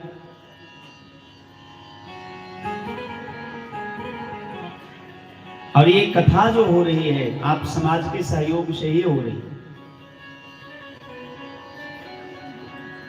इसलिए पूरा पैसा व्यासी पीठ पर मत चढ़ाइएगा। कुछ का जो कार्यकर्ता है उसमें भी सहयोग करिएगा आप लोग। कुछ लोग होते हैं जो घबरा जाते हैं कि भैया होगा कि नहीं होगा। अरे राम जी की कृपा होगी तो अवश्य होगा। इतना बड़ा समाज है, इतना बड़ा मोहल्ला है, क्या एक राम कथा को पूरा करने का सामर्थ्य नहीं है? खूब है, चाह ले। देखो, एक आदमी से तो संभव नहीं हो पाता है, लेकिन यदि 10 आदमी मिल जाए, 10 लोग मिल जाए, और इसलिए समाज से बड़ा संसार में कुछ नहीं होता। समाज किसी काम को करने के लिए मन में ठान ले, संकल्प कर ले, तो बड़ा से बड़ा काम आसान हो जाता है। अब यदि यही हम ये कहें कि आप हमें 1 लाख रुपया दीजिए, तो थोड़ा मुश्किल होगा। लेकिन 1 लाख आदमी मिलकर के यदि 1-1 रुपया देगा तो 1 लाख रुपया हो जाएगा। केवल 1-1 रुपया। कहने का अर्थ यह हुआ कि समाज से बड़ा कुछ नहीं होता, समाज चाह ले तो कुछ भी असंभव नहीं रहता। अब कलयुग में तो यही होता है कि माता जी आगे आगे और बाबूजी सब पीछे पीछे, पर त्रेता युग में ऐसा नहीं था। राम जी आगे आगे, सीता मैया पीछे पीछे, पर सती ने ये गलती कर दी। एक कवि का भाव है, तारों के तेज में चांद छुपे नहीं, तारों के तेज में चांद छुपे नहीं, राजपूत न छुपे समर में जायो। जो असली राजपूत होगा, जो असली क्षत्रिय होगा, उसे कोई ललकारे युद्ध करने के लिए तो वो बर्दाश्त नहीं कर सकता, उसके देह का खून खौलने लगेगा। राजपूत हो या राजपूतानी हो, चंचल नारी के नयन छुपे नहीं। और जो स्त्री चंचल स्वभाव की होंगी, जिनका स्वभाव, जिनका आचरण अच्छा नहीं होगा, वह चाहे कितना भी सुंदर साड़ी पहन ले, कितना भी सुंदर काजल लगा ले, बिंदी लगा ले, चाहे जितना श्रृंगार कर ले, लेकिन उसकी असलियत छुपती नहीं है। जो चंचल नारी होती है, चंचल नारी कहने का अर्थ व्यभिचारिणी स्त्री, जिनका स्वभाव अच्छा नहीं होता, वो चाहे जितना भी पतिव्रता का नाटक कर ले, लेकिन उसका असलियत छुपता नहीं है। चंचल नारी के नयन छुपे नहीं। अब भैया, कर्म छुपे नहीं भभूत लगाए। जो हृदय से साधु नहीं होगा, हृदय से संत नहीं होगा, हृदय से महात्मा नहीं होगा, वो चाहे देह में कितना भी भस्म लगा ले, कितना भी बड़ा जटा बना ले, कितना भी कुछ कर ले, लेकिन उसकी असलियत सामने एक दिन आ ही जाती है। और देखो कितने बड़े बड़े बाबा जी आजकल खिचड़ी खा के जीवन बिता रहे हैं। बाबा जी के नाम पर जो समाज को, दुनिया को ठगता है, वो समाज संसार को नहीं, खुद को ठगता है। कर्म छुपे नहीं भभूत लगायो। आपका यदि कर्म अच्छा नहीं होगा, स्वभाव अच्छा नहीं होगा, आप हृदय से साधु यदि नहीं होंगे, तो चाहे जितना भी माला पहन लो, तिलक लगा लो, वेश लाल, वस्त्र लाल पीला पहन लो, कुछ भी कर लो, लेकिन आपकी असलियत तो एक दिन सामने आ ही जाएगी। जैसे रावण के आ गए, कालनेमी के आ गए, वही हनुमान जी को देख लीजिए, है तो बंदर, स्वरूप तो बंदर वाला है, लेकिन परम संत है, तो आज भी उनकी पूजा होती है, मंदिर में हर जगह उनकी पूजा होती है। वेश से कोई फर्क नहीं पड़ता, स्वभाव में परिवर्तन होना चाहिए, स्वभाव बढ़िया होना चाहिए। तुलसी बाबा मानस में लिखते हैं, ये हमको वेश साधु सन्मानो, ये हमको वेश साधु सन्मानो, जिमी जग जामवंत हनुमानो, जिमी जग जामवंत हनुमान, उभरहि अंत न होई निवारो, उभरहि अंत न होई निवारो, काल नेमि जिमि रावण रावो, काल नेमि जिमि रावण रावो, उघरहि अंत न होई निवाहो, काल नेमि जिमि रावण रावो। कालनेमी ने संत का वेश धारण कर लिया, लेकिन उसकी असलियत हनुमान जी के सामने तो आ ही गई। रावण ने भी सन्यासी का वेश धारण किया, पर सीता जी के सामने उसका असली चेहरा तो आ ही गया। राहु ने भी, राहु ग्रह, उसने भी देवताओं की पंक्ति में बैठ करके अमृत का पान किया, लेकिन उसकी असलियत तो सामने आ ही गई। उगर ही अंत न हो ही निबाहु, काल ने मिजमी रावण राहु। इसलिए केवल स्वरूप से नहीं, स्वभाव से साधु बनिए। स्वभाव आपका साधु वाला होना चाहिए, स्वभाव में परिवर्तन आना चाहिए, स्वभाव में बदलाव आना चाहिए।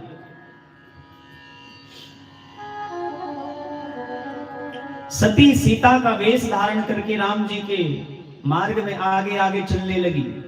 लक्ष्मण जी ने देखा, लक्ष्मण दीख उमाकृत वेशा। लक्ष्मण जी ने सती को सीता के वेश में देखा, आश्चर्यचकित हो गए। राम जी को कहा कि भाभी जा रही है। राम जी ने कहा कि लक्ष्मण कैसे बेटे हो तुम, अपनी मां को भी नहीं पहचानते? अरे आज तक तुम्हारी मां कभी मेरे आगे आगे चली है? ये तो कोई और है। यदि तुम्हारी मां होती तो मेरे पीछे होती, मेरे आगे नहीं होती।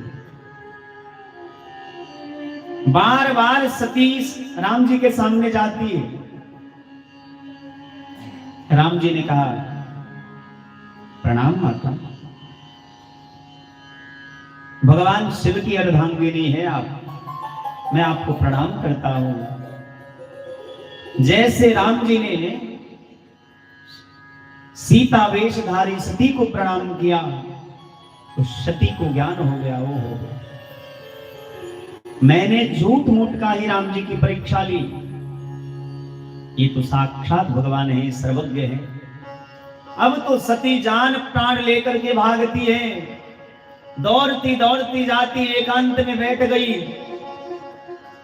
सांस की गति तेज हो गई, एकांत में बैठती है, आंख मुंद करके बड़ा पाश्चाताप करती है। जैसे आंखें खुलती है वही राम जी दिखाई देते हैं। राम जी, लखनलाल जी, सीता जी और समस्त देवी देवता, सती विधात्री इंदिरा, सभी देवी देवता श्री सीताराम जी की सेवा में तत्पर हैं। जहां चितवहि तहां प्रभु आसीना, सेवहि सिद्ध मुनीश प्रवीणा। बड़े बड़े महात्मा, बड़े बड़े देवी, बड़े बड़े देवता सब उनकी सेवा में तत्पर है। सती भागती। राम ने कहा, विपिन अकेले फिर ही गई हेतु, आप जंगल में अकेली क्या कर रही? स्त्री को कभी अकेले जंगल में नहीं जाना चाहिए। जिमी स्वतंत्र भय बिगड़ही नारी। यदि स्त्रियों को, बहनों को, बेटियों को ज्यादा छूट दे दिया जाए तो बिगड़ने का चांस बढ़ जाता है। इसलिए स्त्रियों को स्वतंत्र कभी नहीं होना चाहिए। अब कई माताएं, कई बहनें मन में विचार कर रही होंगी कि बाबा जी जमाना बदल गया है। तो मैं कहां कह रहा हूं कि जमाना नहीं बदला है। जमाना बदल गया इसलिए तो बड़े बड़े घर की बहू, बड़े बड़े घर की बेटियां छोटे से छोटे कपड़े पहन करके अपना अंग प्रदर्शन करती है और खूब मजा लेती है, खूब नाम कमाती है पूरी दुनिया में। हम विचार करें, क्या हमारी यही संस्कृति थी? हम लोग इतने कंगाल हो गए कि पूरा देह भी नहीं ढक सकते। जमाना आगे तो सही में बढ़ा। जहां हम लोग घर में बैठ करके, आसन लगा करके, हाथ पैर धो करके, अन्नपूर्णा मैया का स्मरण करके, अपने इष्ट का, अपने गुरुजनों का हाथ में कटोरा ले लेते, भैया पानी पूरी दे। जमाना सही में बदल गया। माँ प्रेम से रोटी बना करके देती है, गरम गरम सामने खिलाती है, वो अच्छा नहीं लगता। होटल में 4 दिन का बासी भोजन खाने के लिए जाते। जमाना तो सही में बदल गया। एक समय ऐसा हुआ करता था जब घर में सभी लोग साथ में बैठ करके भोजन करते थे। आज भी साथ में बैठते तो है, लेकिन हर कोई अलग बैठता। साथ में बैठ करके भी एक दूसरे से कोई बातचीत नहीं, कोई प्रेम नहीं, सब अलग अलग बैठे। जमाना सही में बदल गया।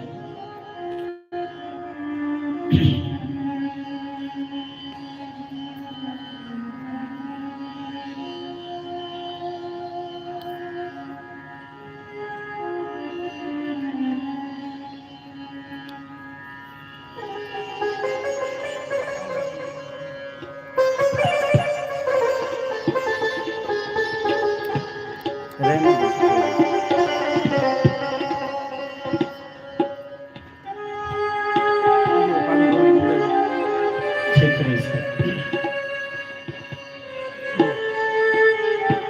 मेरा उद्देश्य किसी को कष्ट पहुंचाना नहीं है।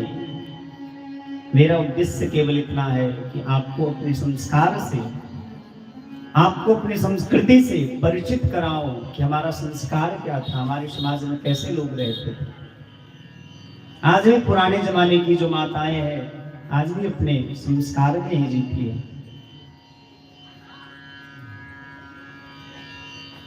विपिन अकेले फिरहि कहि हेतु, आप अकेले जंगल में क्या कर रही हैं? ये सुनते ही सती भाग खड़ी हुई। जब सती परीक्षा करने के लिए आ रही थी राम जी की, शिव जी ने कहा,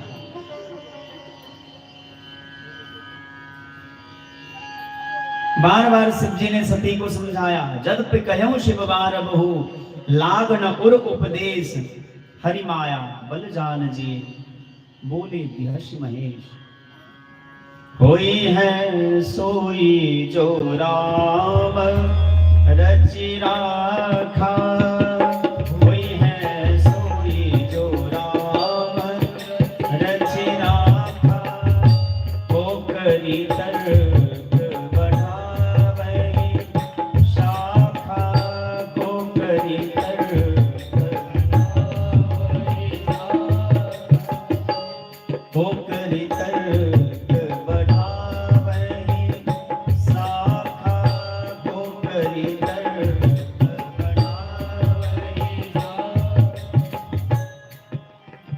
जो भगवान चाहेंगे वही होगा। सती आई, शिव जी के चरणों में प्रणाम किया, बोले बिहर्ष महेश। शिव जी ने पूछा कि बताइए किस प्रकार से आपने परीक्षा ली? अरे राम राम राम, कछु न परीक्षा ली न गोसाई, की न प्रणाम तुम्हारी ही नाई। हमने राम जी की कोई परीक्षा नहीं ली, जैसे आपने प्रणाम किया था ऐसे हमने भी प्रणाम किया। बोले प्रणाम तो यहीं से भी आप कर सकती थी।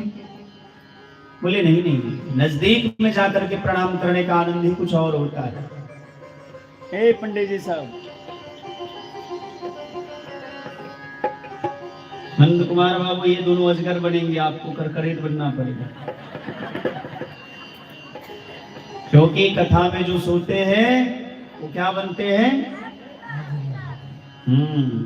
बगल वाला ना जगावे तो उसको क्या बनना पड़ता है? करकरेट। मोदी नीति अपनाइए, न खाएंगे न खाने देंगे। यहां भी वही नियम लागू होगा कि ना सोएंगे ना सोने देंगे। नहीं, बात वो नहीं है। देखिए, पूर्व जन्म के पाप से हरि चर्चा न सुहाय। जिसके मन में पाप ज्यादा होगा उसको कथा में नींद आ ही जाती है।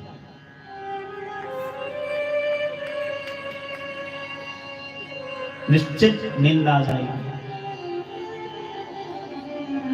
या फिर जो भगवान का कृपा पात्र नहीं है उसको नींद अवश्य आएगी।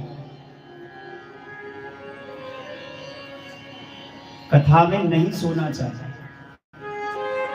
कथा में सोएंगे तो अजगर की योनि में जाना होगा।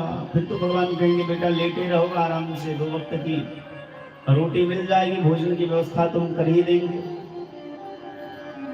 इसीलिए ना तो सोना है ना सोने देना है।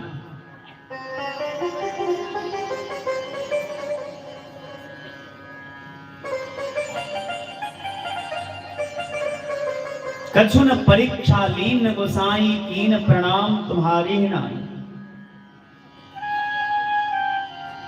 तब शंकर देख्यो धरि ध्याना, सती जो कीन चरित सब जाना।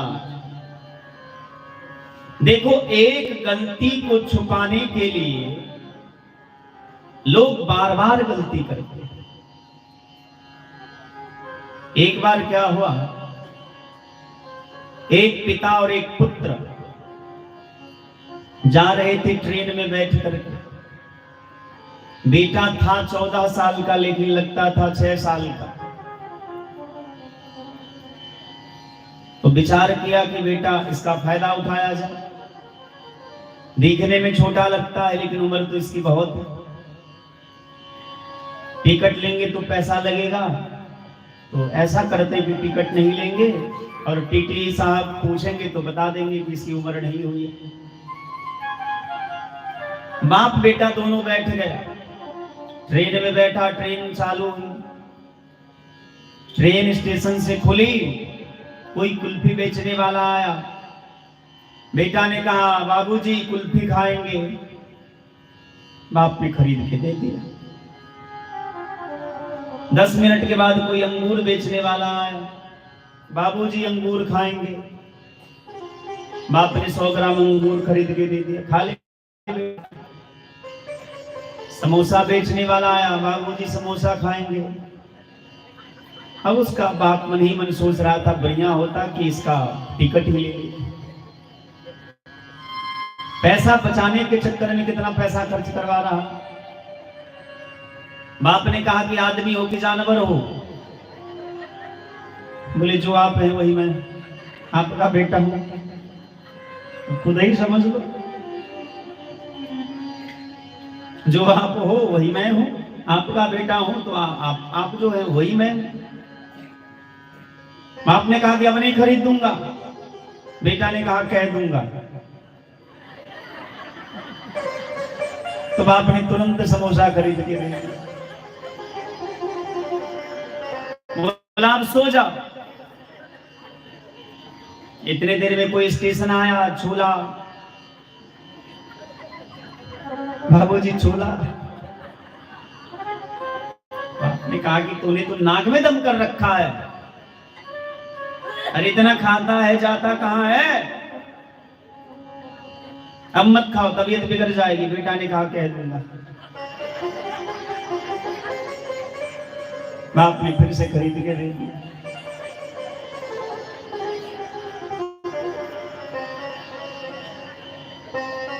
ट्रेन कुछ और आगे बढ़ी। अब बगल में जो आदमी बैठा था वो विचार कर रहा था कि भैया कैसा बाप बेटा का रिश्ता है। बाप कहता है इतना खाओ मत, बेटा कहता है कह दूंगा। भगवान जाने ये कह दूंगा कौन सा रामबाण है जो काम कर जाता है एक ही बार। पानी पूरी बेचने वाला कोई आया। बेटा ने कहा पानी पूरी। बोले नल से पानी भर, पूरी घर से लाए, पानी पूरी खा ले। बोले नहीं नहीं, वो जो बेचने वाला है वो खाऊंगा। बहुत गुस्सा आया। बेचारा करता क्या? बेटा ने कहा कह दूंगा। अच्छा अच्छा मत को खरीद देते। खरीद दिया। लोगों से बर्दाश्त नहीं हुआ। लोगों ने पूछा कि भैया ये बात समझ में नहीं आई कि तुम्हारा छोटा सा बेटा कहता है कह दूंगा और तुम खरीद के दे। बोले भैया क्या बताएं, देखने में कितने वर्ष का लगता है? लोगों ने कहा वही 5, 6, 7 साल का। बोले यही तो सबसे बड़ा दुख है, ये ससुरा है 14 साल का, पर देखने में 5, 6 साल का लगता है। इसको पता है कि हमने इसका टिकट नहीं लिया। ये जैसे टीटी को देखता है कहता है कह दूंगा। अब हम सोचते हैं कि भैया टीटी ने पकड़ लिया तो 2, 4, 500, 1000 का चक्कर लगाने से बढ़िया है कि 10-20 रुपए का खिला दो। लेकिन यदि पता होता इतना शैतान है ये, तुम इसका टिकट ही ले लेते। तो एक गलती को छुपाने के लिए लोग कई गलती करते हैं। सती ने भी वही किया। राम के कथावाचक अगस्त्य ऋषि के ऊपर संदेह किया, राम कथा को सुना नहीं, पति की बात पर विश्वास नहीं हुआ, राम जी की परीक्षा लेने चली गई।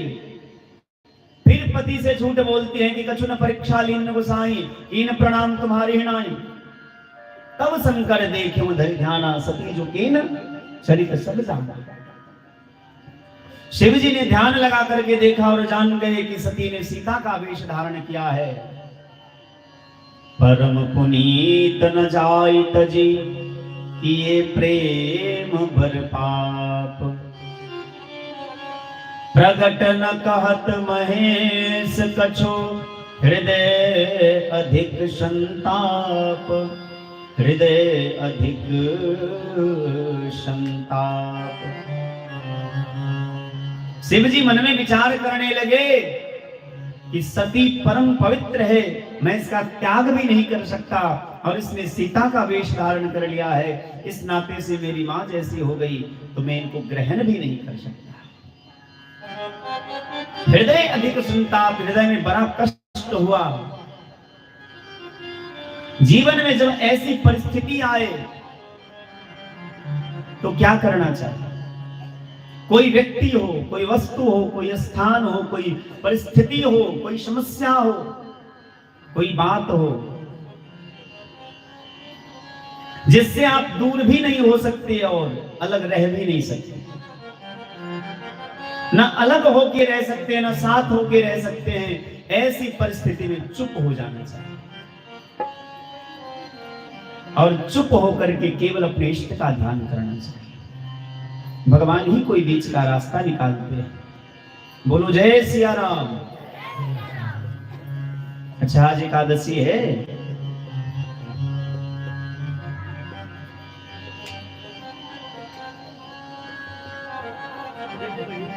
जब ऐसी विषम परिस्थिति जीवन में आए तो मौन व्रत धारण कर लेना चाहिए, मौन हो जाना चाहिए। भगवान शिव भी मौन हो गए और मन में प्रतिज्ञा कर लिया कि यही तन सती भेंट मोहि नाहि, शिव संकल्प की न मन माहि। और चलने लगे। कहां? कैलाश पर्वत पर। सती ने बार बार टोका लेकिन शिव ने एक बार भी जवाब नहीं दिया। वरणत पंथ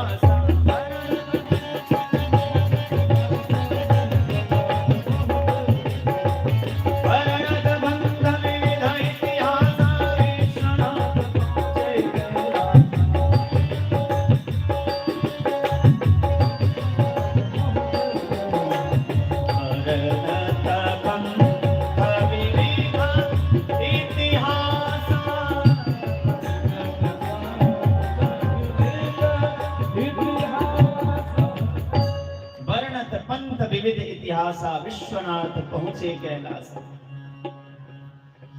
सती के शांति के लिए भगवान शिव रास्ते में राम कथा कहते हुए जाते हैं, अनेक प्रकार के इतिहास की कथा सुनाते हुए जाते हैं। विश्वनाथ पहुंचे कैलासा, तहाँ पुनि शंभु समुझपन आसन, बैठे बट तरी करी कमलासन। शिव जी ने अपने संकल्प को स्मरण किया और बट वृक्ष के नीचे बैठ गए, समाधि लग गई। सती संताप करने लगी। इस बात को विचार करके कि अब सती आश्चाताप की अग्नि में जलने लगी। मैंने शिव जी के साथ झूठ कहा, शिव जी से झूठ बोला, नहीं बोलना चाहिए। कुछ जगह ऐसे हैं जहां झूठ नहीं बोलना चाहिए। माता पिता से, गुरु से, ईश्वर से, स्वामी से, सखा से, इनसे कभी झूठ नहीं बोलना चाहिए।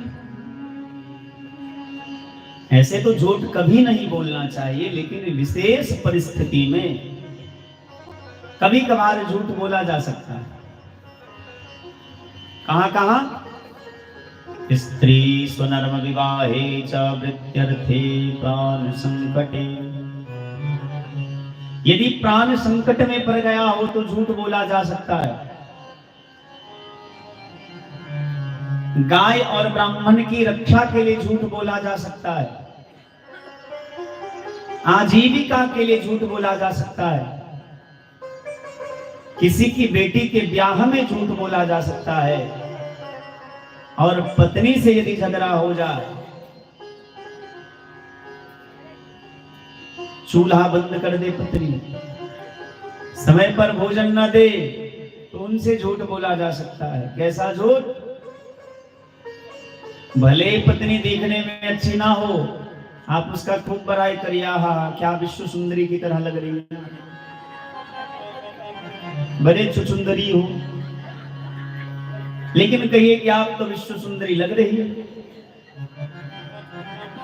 भले उनकी आंख अच्छे ना हो, लेकिन कहिए हा आपकी आंखें जो क्या सुंदर आंख है। और मुंह फुला करके मत बोलिएगा, हंस करके बोलिएगा। क्या आपकी आंखें हैं, क्या सुंदर बाल हैं, क्या आपके चाल हैं। अब वो बेचारी फूल करके खेसारी हो जाएगी। हम तो बहुत सुंदर है। माता जी सबका स्वभाव होता है, जब किसी पार्टी में जाती है, आपने देखा होगा, बार बार दर्पण के सामने जाएंगे। बताओ ये सब क्या है? भगवान ने इतना सुंदर मुंह दिया है, पता नहीं क्या क्या श्रृंगार करते हैं।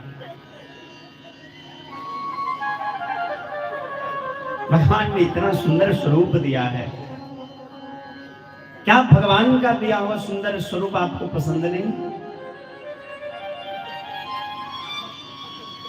लेकिन कोई बात नहीं, ये तो हम केवल हास्य विनोद में कह रहे हैं। श्रृंगार करना चाहिए।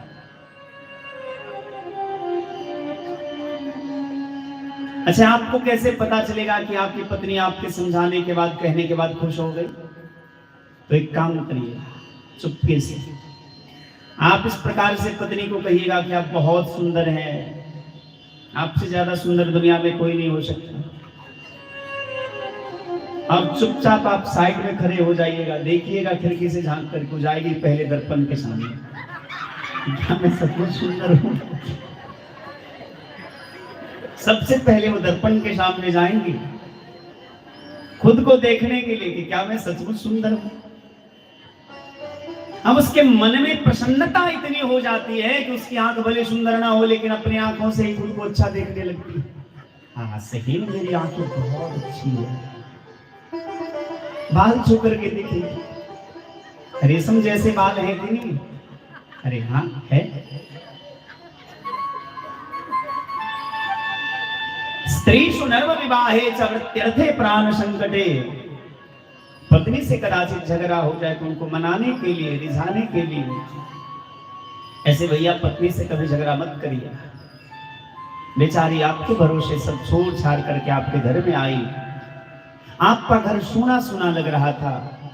पत्नी के बिना घर की कोई शोभा नहीं होती है। घर चाहे कितना भी सुंदर आप बना ले, लेकिन जब तक घर में घरवाली ना हो, गृहिणी ना हो, गृहिणी गृहमुच्यते। श्रीमद् भागवत महापुराण में कहा गया है, गृहिणी गृहमुच्यते। जिस घर में गृहिणी हो उसी को घर कहा जा सकता है, और जिस घर में गृहिणी ना हो उसको क्या कहते हैं? आश्रम कहते हैं। उसको घर नहीं कह सकते। आश्रम का क्या अर्थ है? आ, ठीक है, आ और श्रम कर।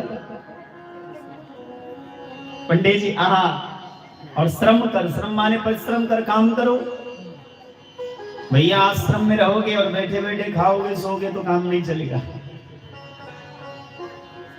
आश्रम में है, महात्माओं के पास है, गुरुकुल में है, तो आश्रम में, आश्रम का नियम है कि आपको सेवा करना पड़ेगा।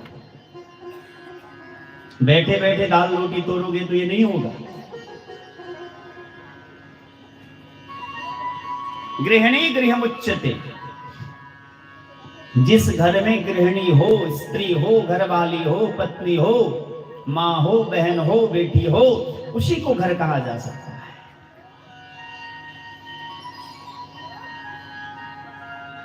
तो इसलिए कभी पत्नी से झगड़ा मत करिएगा।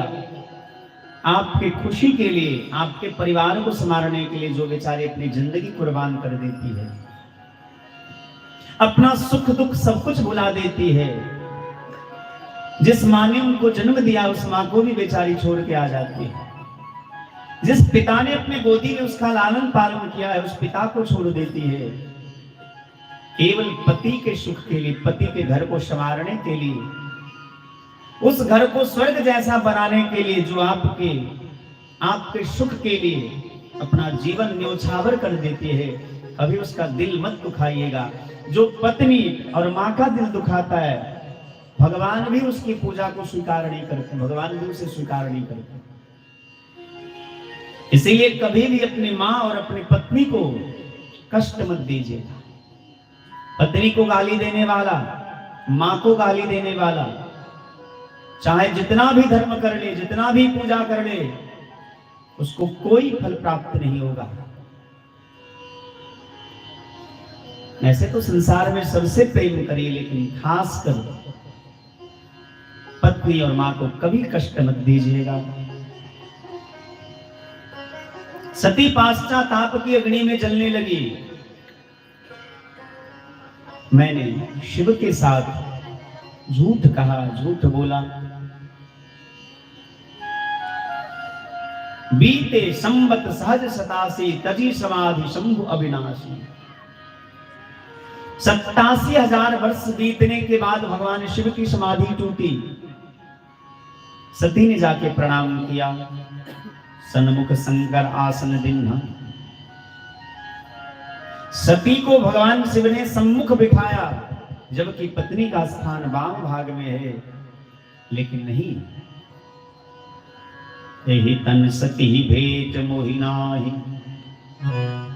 शिव संकल्प कीन्ह मन माहि। शिव जी ने मन ही मन संकल्प कर लिया था कि जिस देह से सती ने सीता का वेश धारण किया, उस देह को अब मैं सती के रूप में कभी स्वीकार नहीं करूंगा।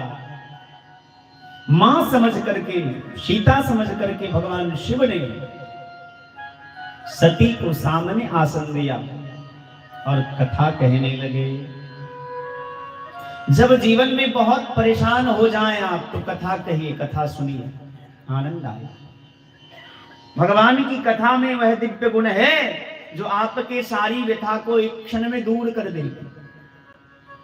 आपका सारा कष्ट मिट जाएगा।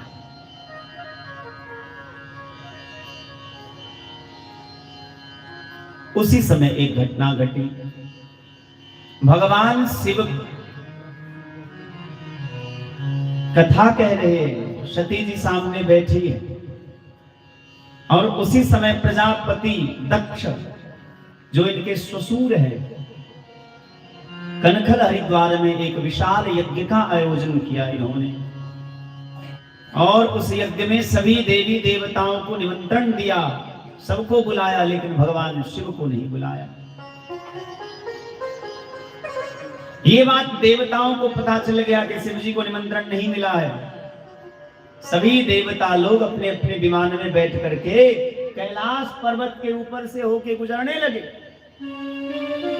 समाज में भी ऐसा होता है, बाप बेटा में झगड़ा हो जाए और अड़ोस पड़ोस के लोगों को पता चल जाए, तो पड़ोसी सब आकर के कहेंगे, अरे हमने सुना है कि आप दोनों का झगड़ा है, क्या बात है, जबकि उसको पहले से पता है। मजा लेने के लिए, जलने के लिए, जलाने के लिए ऐसी भर्त्सना करते हैं। घर फूटे गवार लूटे, अपने घर की बात अपने घर तक ही रहने दीजिए। आपके घर की बात यदि बगल वाले जान जाएंगे तो ये अच्छा नहीं होगा, आपका मजाक उड़ेगा। इसलिए आप अपने घर की बात को अपने घर में ही रहने दीजिए। देवता लोग कैलाश पर्वत से होकर के गुजरते हैं। अब देखिए, सती ने यहां भी अपराध किया। उनका ध्यान कथा पर होना चाहिए, लेकिन उनका ध्यान कहां चला गया? विमान पर। ऊपर देखती हैं विमान में सज करके देवता लोग जा रहे। शिव जी से पूछा कि ये लोग कहां जा रहे? बोले आपके पिता के घर। क्या हो रहा है? बोले यज्ञ हो रहा है। तब तो हमें भी चलना चाहिए। शिव जी ने कहा कि नहीं, हमें नहीं चलना चाहिए, क्योंकि निमंत्रण पत्र नहीं आया। सती ने कहा कि हो सकता है पिताजी व्यस्तता के कारण भूल गए हो, चलिए। शिव जी ने बार बार मना किया, बार बार मना किया। शिव जी ने कहा कि देखो, कुछ स्थान ऐसे हैं जहां बिना बुलाए भी जाए जा सकते। कौन कौन से स्थान? माता पिता के घर, गुरु के आश्रम में, मित्र के यहां।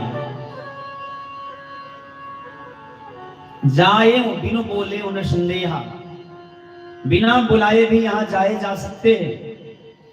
तदपि विरोध मान जहां कोई, तहां गए कल्याण न होई।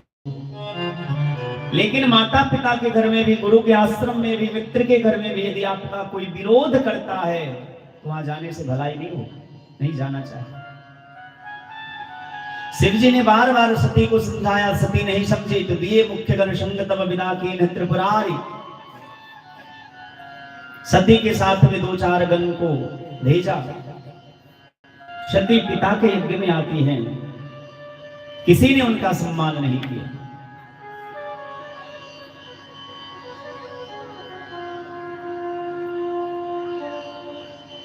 किसी ने उनका सम्मान नहीं किया। पर मां तो मां होती है। मां कहने में कितना आनंद आता है।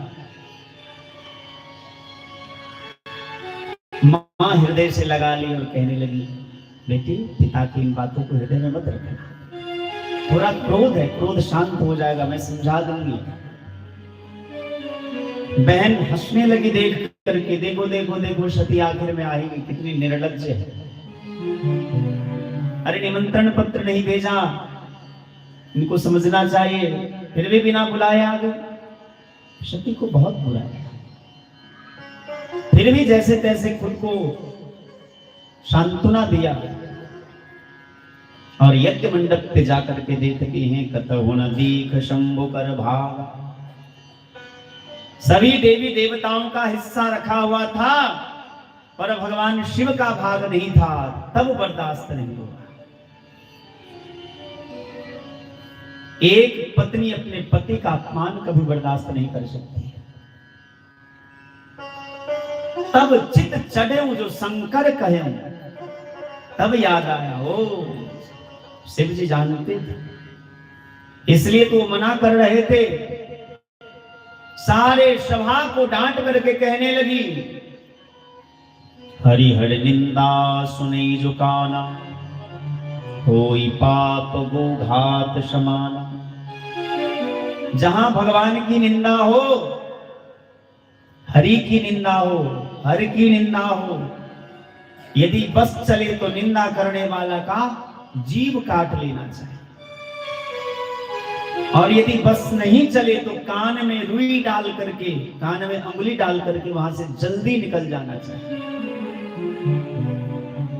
निंदा करने वाला भी और निंदा सुनने वाला भी, दोनों को गो हत्या का पाप लगता है। इसलिए यदि कहीं भगवान की निंदा हो रही है, भगवान के भक्तों की निंदा हो रही है, कथा की निंदा हो रही है, संतों की निंदा हो रही है, यदि आपका बस चले तो उसका जी काट लीजिए, और यदि बस ना चले तो कान मूंद करके वहां से चल देना चाहिए। सती डांटने लगी कि मुझे आज बहुत दुख हो रहा है कि मैं दक्ष की पुत्री हूं। दक्ष के शुक्र से, दक्ष के वीर्य से मैंने जन्म लिया, इसलिए इस देह को जला करके नष्ट कर दूंगा। सुनो सभासद सकल मुनिंदा, कही सुनी जिन शंकर निंदा।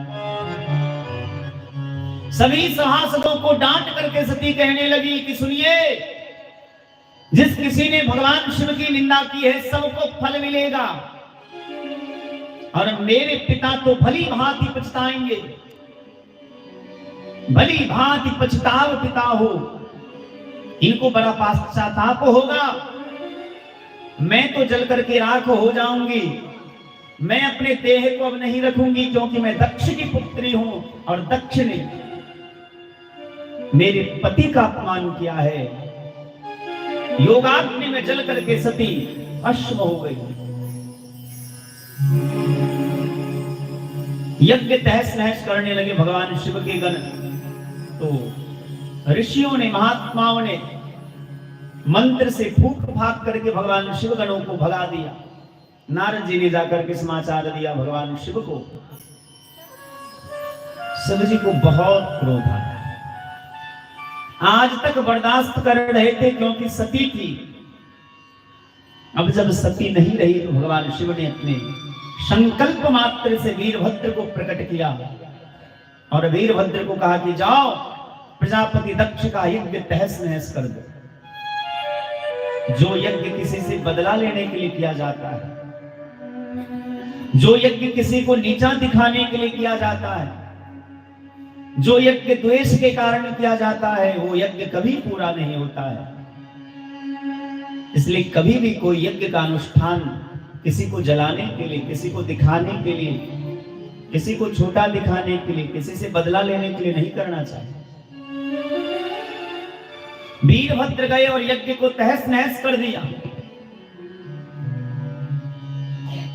प्रजापति दक्ष का सिर काट करके यज्ञ कुंड में डाल दिया। इसी बुद्धि से तूने भगवान शिव का अपमान किया था ना, जाओ स्वाहा कर देता हूं। देवी देवता लोगों ने देखा कि अब तो यज्ञ तहस नहस हो गया। सब मिलकर के गए भगवान शिव को मनाने लगे। भगवान शिव का नाम आशुतोष है। शनि रुष्टा, शनि तुष्टा। एक क्षण में भोले बाबा प्रसन्न हो जाते, एक क्षण में क्रोधित हो जाते हैं।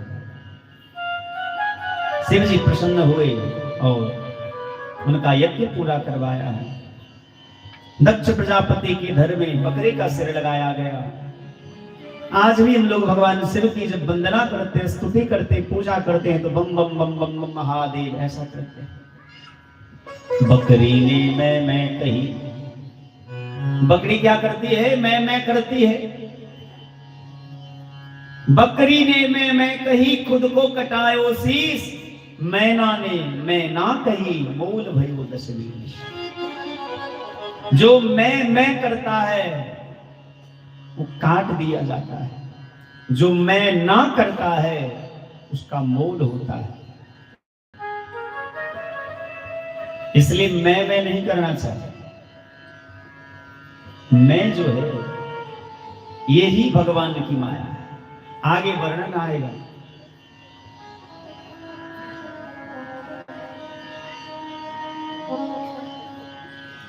लड़की पंडित जी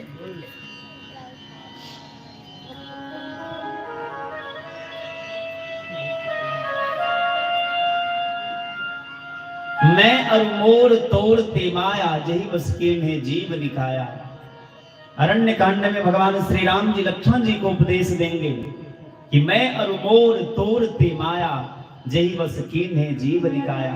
ये मेरा है यही माया, ये तुम्हारा है यही माया। वस्तुतः संसार में सबसे बड़ा सत्य है कि ये जो दिख रहा है ना, ये किसी का नहीं है। इसका मालिक कोई और है। मेरे चले जाने के बाद इसका मालिक कोई और होगा। ये संसार किस प्रकार से एक संत का भाव है। तेल चमेली चंदन साबुन, तेल चमेली चंदन साबुन, चाहे लगा लो संत जगत में कोई न परमानंद, जगत में कोई न परमानंद, जगत में कोई न परमानंद, जगत में कोई न परमानंद। तेल चमेली चंदन साबुन, तेल चमेली तेल चमेली चंदन साबुन, तेल चमेली चंदन साबुन, चाहे लगा लो जगत में कोई न परमानंद, जगत में कोई न परमानंद, जगत में कोई न परमानंद, जगत में कोई न परमानंद।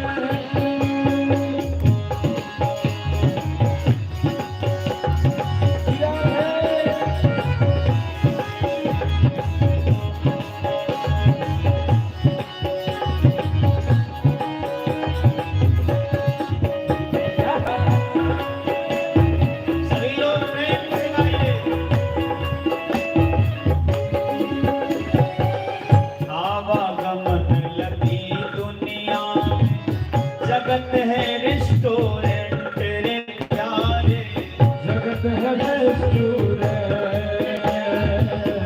आवागमन लगी दुनिया में, जगत है रेस्टोरेंट, अंत समय में खुल जाएंगे, अंत समय में खुल जाएंगे, अंत समय में खुल जाएंगे, अंत समय तेरे दम को जगत में कोई न परमानंद, जगत में कोई न परमानंद, जगत में कोई न परमानंद, जगत में कोई न परमानंद।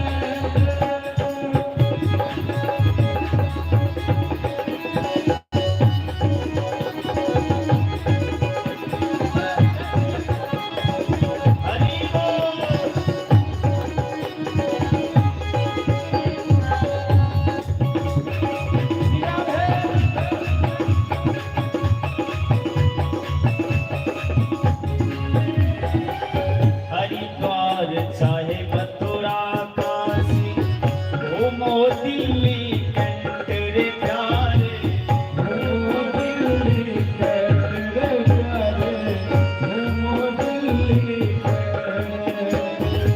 हरिद्वार चाहे मथुरा काशी घूमो दिल्ली कंठ रे प्यारे, घूमो दिल्ली।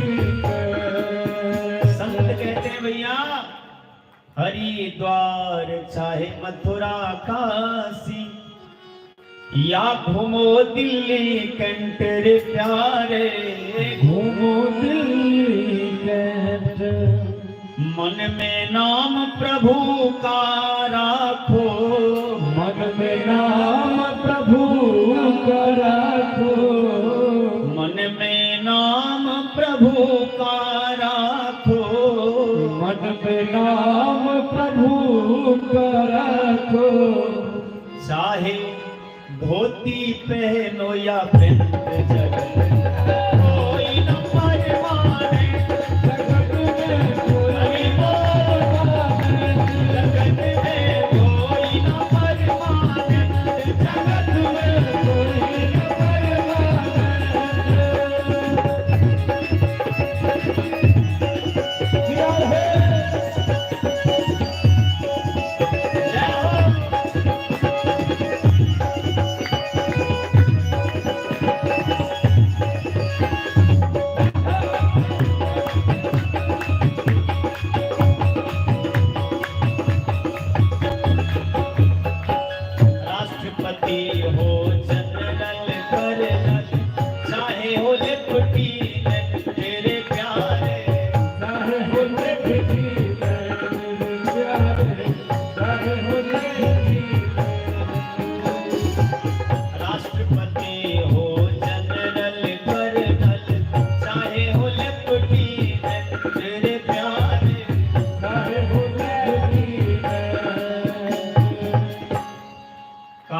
सभी को खा जाएगा, काल सभी को खा जाएगा। सभी लोग गाइए, काल सभी को खा जाएगा, काल सभी को खा जाएगा। लेडीज हो या जेंट्स, जगत में कोई न परमानेंट, जगत में कोई न परमानेंट, जगत में कोई न परमानेंट, जगत में कोई न परमानेंट। तेल चमेली चंदन साबुन, तेल चमेली चंदन साबुन, तेल चमेली चंदन साबुन, तेल चमेली चंदन साबुन। आएगा कालू जगत में कोई न परमानेंट, जगत में कोई न परमानेंट, जगत में कोई न परमानेंट, जगत में कोई न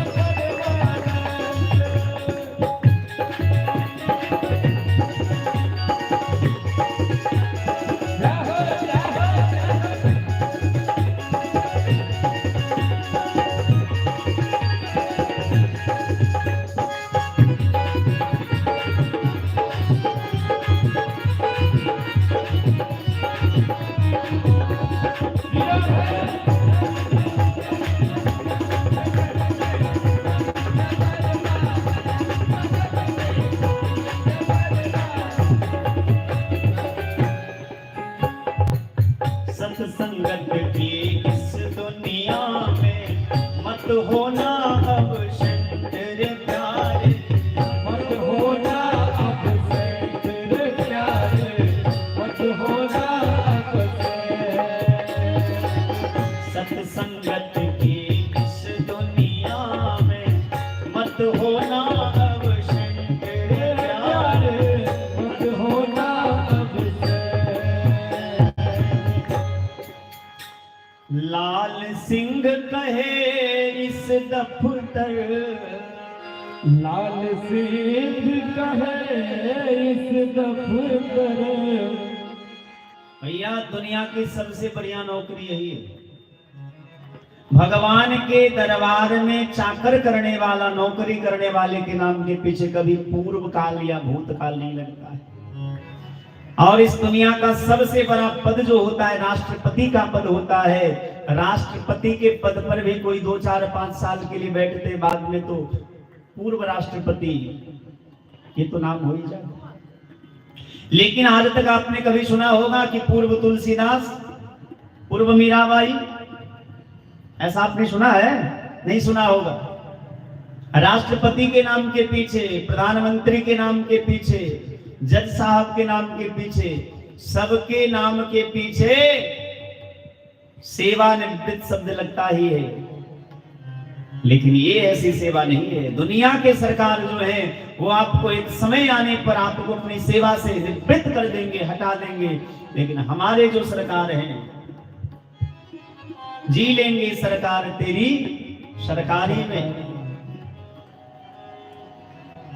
तो हमारे जो सरकार है कभी सेवा निवृत्त नहीं करते हैं। ये तो जन्म से लेकर के मृत्यु पर्यंत, जब तक शरीर में प्राण है, जब तक देह में जान है, जब तक सांस की गति चल रही है, तब तक सरकार की सेवा करते रहते हैं। लाल सिंह कहे इस दफ्तर में मत होना अब शंकर जगत में, कोई न परमानेंट, जगत में कोई न परमानेंट, जगत में कोई न परमानेंट, जगत में कोई न परमानेंट।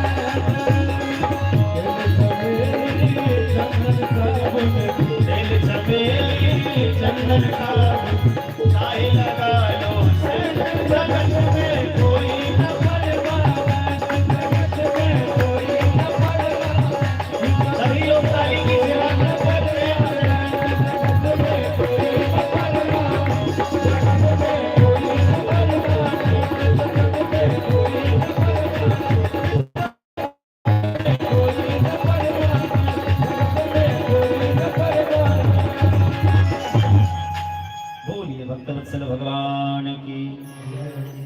तो संसार में कोई भी परमानेंट नहीं है। क्या भरोसा है इस जिंदगी का, साथ देती नहीं ये किसी का। हम रहे ना ये दुनिया रहेगी, दास्तां अपनी सारी कहेगी। नाम रह जाएगा आदमी का, क्या भरोसा है इस जिंदगी का। हमारे गुरु जी कहते हैं कि कुछ काम करके जाना, दुनिया से जाने वाले जाते हैं रोज लाखों, बेकार खाने वाले। कुछ करके जाना चाहिए। इसलिए मैं और मेरे के चक्कर में मत पड़िए। सब रघुनाथ जी का है, सब भगवान का है। हाँ, भगवान ने आपके हिस्से में जो दिया है उसका उपयोग करिए, उपभोग मत करिए। उपभोग करिएगा तो रोगी हो जाइएगा, उपयोग करिएगा तो योगी हो जाइएगा। भोग में और योग में अंतर है। उपयोग करने वाला योगी होता है, उपभोग करने वाला भोगी होता है। भोगे रोग भयम, भोग करने से रोग होगा, योग करने से भगवान से मिल जाएंगे। श्रीमद् भगवत गीता में जितने भी अध्याय हैं, सब अध्याय के एक एक नाम है। अर्जुन विषाद योग है, भक्ति योग है, कर्म योग है, संन्यास योग है। योग का अर्थ होता है जुड़ना। योग माने जोड़। योग करिएगा तो भगवान से जुड़िएगा, भोग करिएगा तो संसार से जुड़िएगा। क्योंकि संसार का नाम भोग है, विषय है। इसलिए भगवान ने जो हमारे हिस्से में दिया है उसका उपयोग करिए, उपभोग मत करिए। शब्द दोनों एक ही जैसे, थोड़ा सा अंतर है। उपशब्द दोनों में है, ग दोनों में है, केवल भो और योग इसका अंतर है। ओकार भी दोनों में है, केवल अक्षर भेद है। अब देखिए अक्षर का कितना प्रभाव है जीवन। एक अक्षर के बदल जाने से समस्त पद का ही अर्थ बदल जाता है। उपशब्द दोनों में है, उपयोग में भी उपभोग में भी। उप को हटा दीजिए तो एक में बच जाता है भोग, एक में बच जाता है योग। भोग में भी ग है, योग में भी ग है। ग को हटा दीजिए, बचेगा केवल भो और यो। इन दोनों में भी यो है, ओकार की मात्रा है। ओकार की मात्रा को हटा दीजिए तो भैया बच क्या जाता है? भ और य, भय। अद्भुत अर्थ है इसका।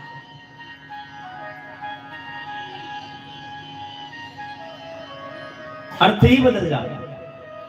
वस्तुतः भगवान की शरण में जाने से भय से मुक्ति मिलती है।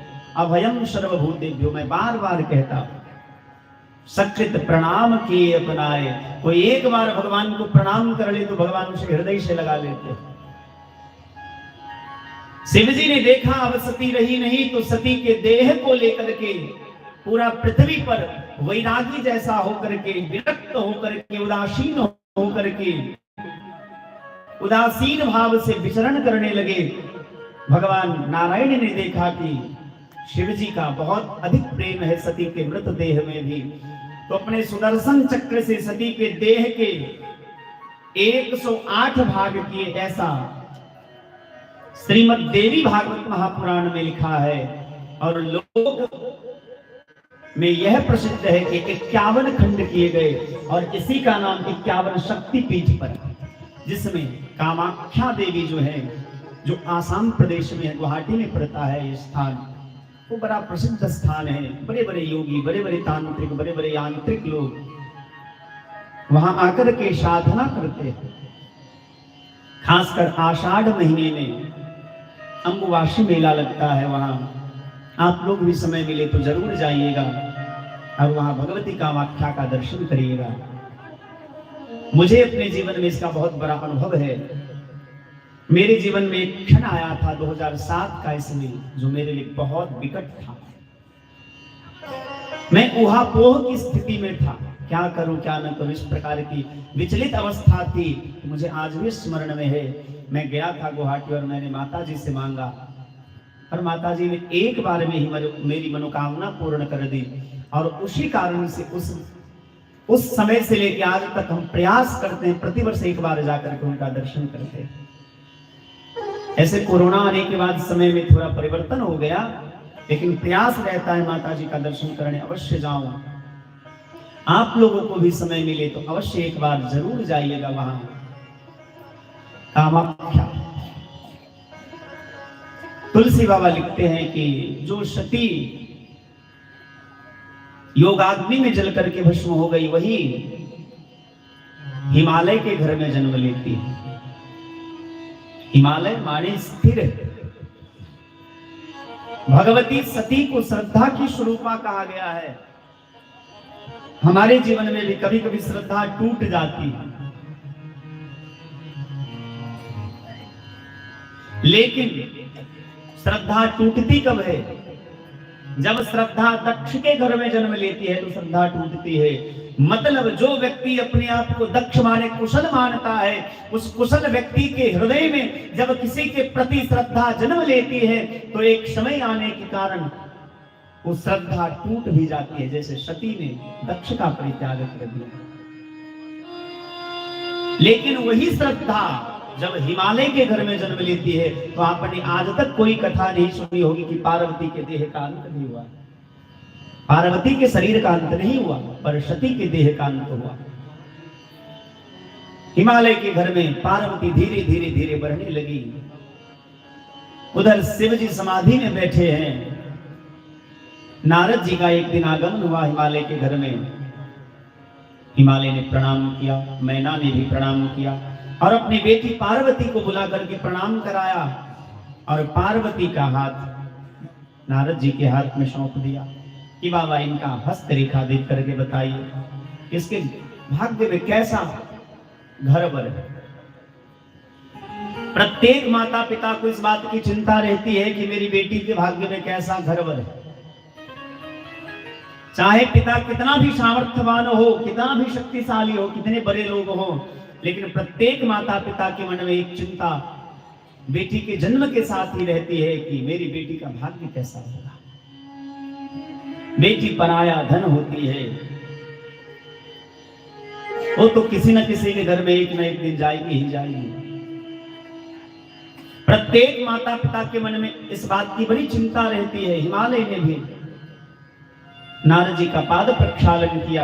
यदि घर में कोई महात्मा आए, कोई साधु आए, तो ये ना पूछेगा कि महात्मा जी ठंडा लीजिएगा कि गर्म, क्योंकि भैया आजकल समाज में इतना गर्मी है कि पहले से माथा गर्मे रहता है। और वो भी गर्मी के महीने में आपके यहाँ कोई आए और आप बोलेगा कि ठंडा लीजिएगा कि गर्म। अरे ससुरा, पहले से माथा गर्म है तो क्या गर्म पिलाओगे? क्या हमारी परंपरा थी, जब हमारे घर में कोई अतिथि आते थे, कोई मेहमान आते थे, तो ठंडा जल से उनका पाद प्रक्षालन होता था। आसन पर विराजमान करते थे, उनको दही चूरा खिलाते थे।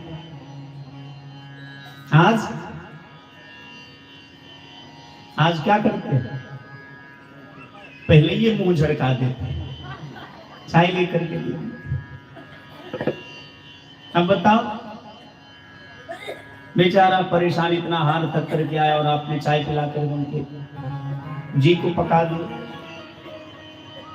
अब जब भी वो कुछ बोलेगा तो ऐसा बोलेगा जिससे आप पकेंगे, क्योंकि आपने पहले पका दिया उसको। इसीलिए ऐसा मत करिए, इत्मीनान से उनको बिठाइए। ऐसे लोक व्यवहार में जो हो रहा है, मैं उसका विरोध नहीं करता। लोक व्यवहार में यदि ये प्रचलन है तो ठीक है, कोई बात नहीं, लेकिन हम अपनी संस्कृति को भी याद रखें, इसका भी ध्यान रखना चाहिए। महात्मा को प्रणाम किया, बेटी से प्रणाम करवाया और पार्वती की हस्त रेखा को देख करके नारद बाबा कहते हैं, सब लक्षण संपन्न कुमारी हुई हैं, संतत पिय ही प्यारी। आपकी बेटी के भाग्य बहुत ही अच्छे हैं, बहुत बढ़िया भाग्य है। इनके भाग्य में बहुत सुंदर पति है, लेकिन सुनो मुझे अब गुण दुई चारी। नाम उमा अंबिका भवानी, यही कर नाम सुमिर संसारा, त्रिय चढ़िए पतिव्रत अशिधारा।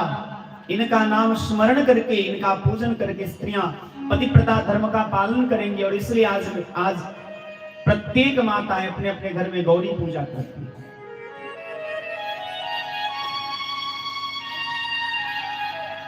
पर एक आध अवगुण भी है। अवगुण क्या है? तुलसी बाबा के शब्दों में सुनिए। अगुण अमान मातु पितु हीना, अगुण अमान मातु पितु हीना, उदासीन सब संशय छीना, उदासीन सब संशय छीना, जोगी जटिल काम बना नग्न अमंगल वेश, जोगी जटिल काम बना नग्न अमंगल वेश, बस स्वामी यही कामिल ही परिहस्त रेखा, बस स्वामी यही कामिल ही परिहस्त रेखा, अगुण अमान मातु पितु हीना, अगुण अमान मातु पितु हीना, अगुण अमान मातु पितु हीना, अगुण अमान मातु हीना। इनके भाग्य में जो दूल्हा होगा वो कैसा होगा? तो अगुण होगा, जिसमें कोई गुण नहीं होगा। अब देखिए, श्रोता वहां दो बैठे, तीन श्रोता है।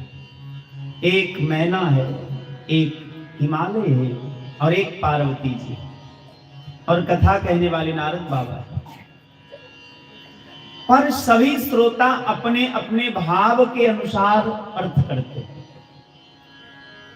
मैया मैना सोचती है कि मेरी जमाई जो होंगे उसमें कोई गुण नहीं होगा, लेकिन पार्वती सोचती है कि जो तीनों गुणों से परे होंगे, मतलब त्रिगुणातीत होंगे, सत्व गुण, रजोगुण और तमोगुण, ये तीन गुण संसार में है।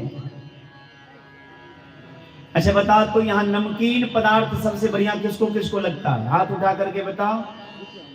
नमकीन खाने में आनंद किसको आता है? सबको आता होगा। खट्टा, तीखा, हाँ, सबको अच्छा लगता होगा। जिसको थोड़ा कड़ा भोजन चाहिए, तरुआ चाहिए, सब्जी चाहिए, पनीर चाहिए, ये सब रजोगुणी का स्वभाव है। जिसको मीठा भोजन पसंद है, ये सतोगुणी का प्रभाव है। जिसको मीठा बढ़िया लगता है, जो खीर खा करके प्रसन्न हो जाए, वो सतोगुणी होता है। हमको खीर बहुत बढ़िया लगता है, सबसे बढ़िया खीर ही लगता है। इसलिए माता जी कभी कभी खीर बनाती है। अभी बहुत दिन हो गया, 2-3 महीना नहीं बनाई है।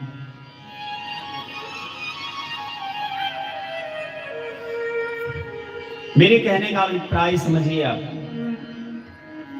भगवान का प्रसाद पाने की जिसको इच्छा हो, जो अपने भोजन में तुलसी दल देकर के प्रसाद पाए, जो भगवान को अर्पित करके पाए,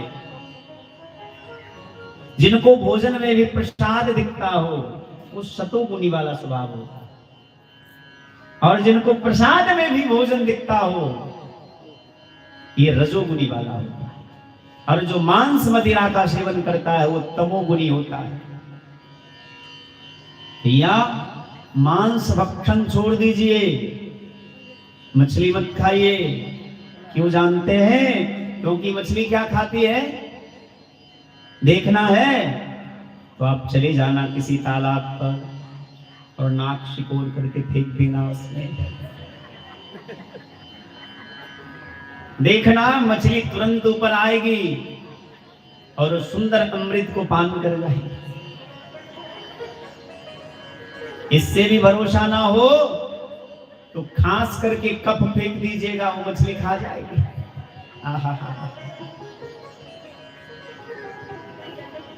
बिस्टा फेंकिएगा, मछली वो खा जाएगी। और हम लोग कैसे हैं कि उस मछली को भी खा जाते। राम राम। इतना ही नहीं, यदि पानी में मुर्दा बह रहा हो, उस मुर्दा को भी नोच नोच करके मछली खा जाती है। हम लोग कैसे हैं कि उस मुर्दा खाने वाले मछली को खा जाते हैं। अच्छा, वैष्णव कौन कौन है? हाथ उठा करके बतावे तो। जो वैष्णव हो वही हाथ उठावे। Thank you. इसका मतलब ये हुआ कि जो हाथ नहीं उठाए वैष्णव नहीं है, खाते हैं। तो समझ लो कि आप क्या खा रहे हैं। प्रभु जी, माता जी, बहन जी, मत खाइए। उसमें भी भगवान का वास है, उसके अंदर भी भगवान है। जब हम इस बात को मानते हैं, कथा सुनते हैं कि हरि व्यापक सर्वत्र समाना, भगवान कन कन में रहते हैं, तो भगवान उस मछली के अंदर भी है, भगवान उस बकरे के अंदर भी है। हम लोग उस जीव को मार करके खाते हैं, बताओ कैसे शांति मिलेगी? इसीलिए जीव का भक्षण नहीं करना चाहिए। शास्त्र में लिखा है कि जीवो जीवस्य जीवनम, एक जीव दूसरे जीव का जीवन है। लेकिन भगवान ने हम आपको सबको खाने के लिए अनेक पदार्थ बनाए। इतना सुंदर सुंदर फल जो लगा है, क्या ये कम है? गौ माता दुग्ध देती है, क्या ये कम है? सुंदर सुंदर मिठाइयां बिकती है बाजार में, क्या वो कम है? इतने सुंदर सुंदर साग सब्जी बाजार में है, क्या वो कम है? जो हम लोग और जीव को खाते हैं। बताओ तो, आपको मार के कोई खा जाए तो तब फिर क्या होगा? जैसे आपके हृदय में अनंत इच्छाएं होंगी, आपके भी बहुत सारे सपने होंगे, उस जीव के अंदर में भी बहुत सारा सपना होगा। इसलिए जीव भक्षण को छोड़ दीजिए। अच्छा, कृपा करके ये भी बता दो कि कौन कौन छोड़ोगे, कौन कौन नहीं छोड़ोगे? छोड़ोगे कौन कौन? वो हाथ उठाओ। आने छोड़ने से खंता। राम राम। हमारे सबके दीदी छथि।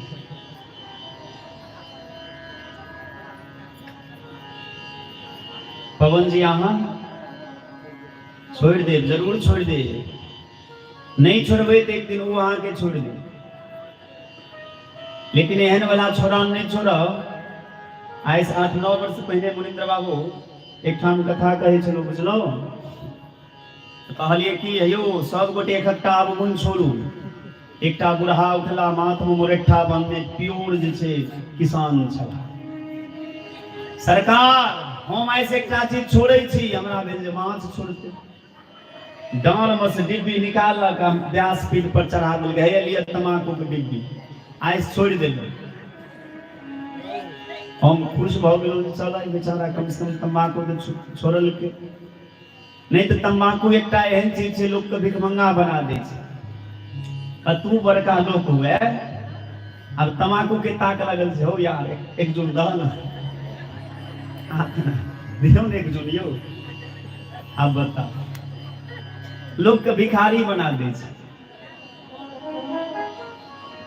वो बेचारा बड़ बढ़िया रात में डिब्बी दऽ देलकै। हमरा सब जेबा के छल, अहीं के गांव के सन कमतौल के बात छै।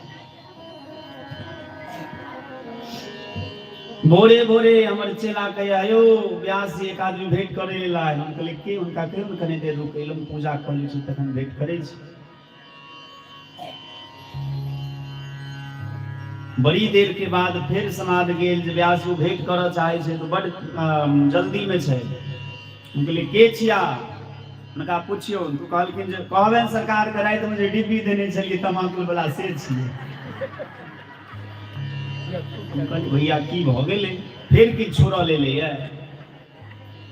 बड़ बढ़िया हम बाहर निकललहुँ, भेंट के लिए। कहलकै सरकार बड्ड पैघ गलती भ गेलै, हमर डिब्बी लौटा दिअ, हमरा बुते नहीं छूटल। हमरा भोर से ही नहीं उतरले ह, ओहि के बिना आदत नहीं चले कहियो। कहलिए हो बुढ़वा, फेंक दिलिया डिब्बी, आब डिब्बी नहीं छ। तहन अंतिम में कहलकै जे चलू आब अहाँ जहन फेंकिए देलिए तो हम छोड़ देब।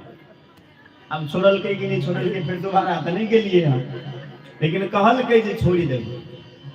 तो एहन नहीं हम सब करब जे एखन तऽ कहब जे हाँ व्यास जी छोड़ देबै, आ 2 महीना के बाद पता चले जे फिर खाए लगलिए। देखियो, 9 दिन के राम कथा भ रहल छथिन, आजादेर कम से कम 9 गोटे वैष्णव नहीं है ताधेरी कथा सफल बुझू नहीं भेल। कम से कम 9 गोटे वैष्णव हेबा के चाहे। अब के सब है वैसे अपना विचार कर लिया तुम्हें बहुत 2024 में एहन जे कोनो तरह के बात होइ छै लोग आपस में कहलक ने हे अहीं भ न जाओ हम बाद में हमरा घर में एखन बड़ी या बेटी के बियाह बेटा के बियाह उ सब भ जेतै तखन हेबै। बुझलिए जे सब वैष्णव नहीं छिए वैष्णव भ जाओ आ ओना हम कंठ दबा के नहीं कहब जे वैष्णव भए जाओ। मन हुए तो हो आ नहीं मन हुए तो नहीं हो। हमर काम छै कहनाइ अहाँ के काम छै केनाइ आ नहीं केनाइ। देखे छे हमर जजमान जी कते वर्ष उम्र भ गेल 70 भ गेल मतलब 72 छिए। एकटा बात बुझल है अब समय तो कथा के भ गेल थी चलू विवाह भगवान शिव के काल्हि करबे ओना सही दिन छै न नहीं सही दिन नहीं करबे। एक बेर बेचारे दुखी भेला फिर दूसर बेर दुखी नहीं कर चाहब। 1 से लौक 100 तक गिनती सब गोटे के आबैत है सब गोटे के आबैत है।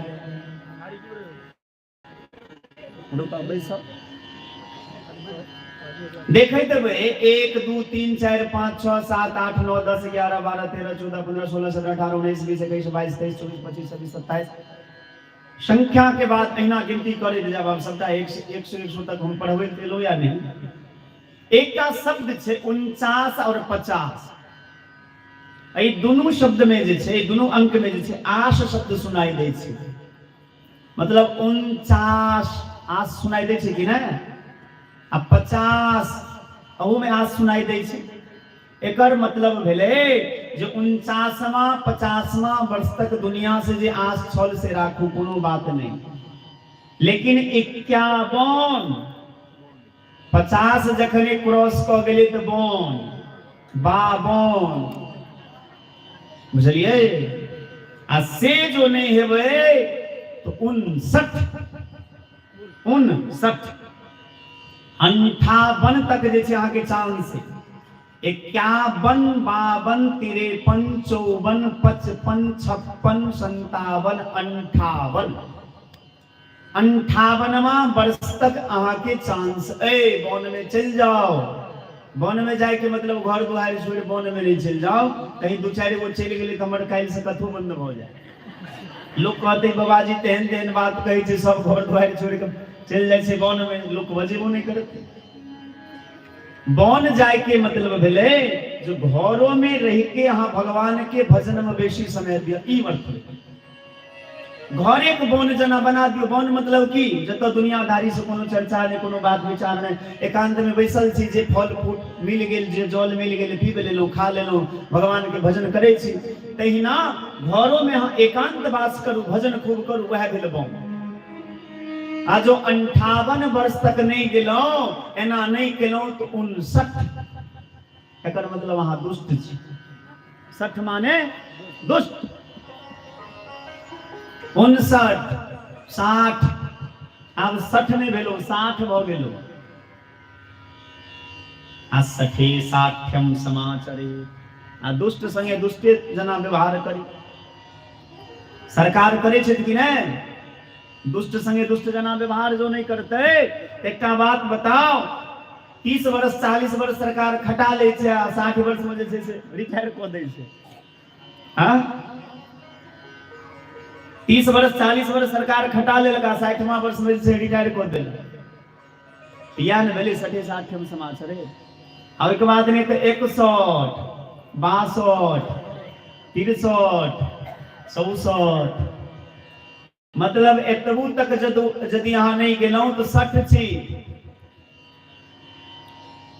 और 60 तक जो नहीं गेलौ तैयो तक ठीक छे बड़ बढ़िया आ ओहो के बाद जो नहीं गेलौ तो 69 मतलब तौर में पंडित जी कह छथिन तौर में अपना हाथ से आशीर्वाद नहीं देवे तो बेचारे सही में तौर में गेला। देखियो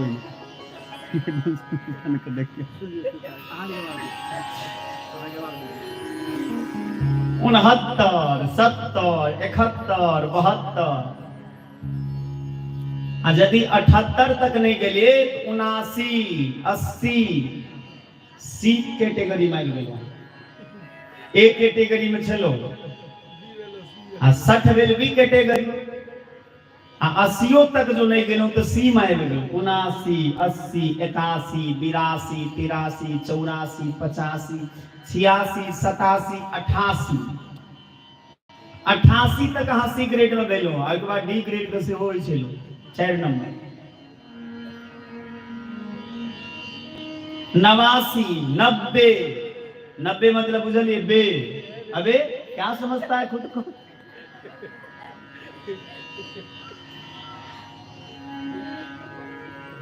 मतलब तू तय पर आबि जाए तय कह के भावी भेले जे एकटा सुनिश्चित समय एला के बाद जे छे संसार के छोड़ के संसार बनाबे वाला जे भगवान छे हुनका लेल जी हमरा एते सुंदर दुनिया दिलथि, एते सुंदर संसार परिवार दिलथि, हुनकर भजन करब यह मनुष्य जीवन के सार्थकता है।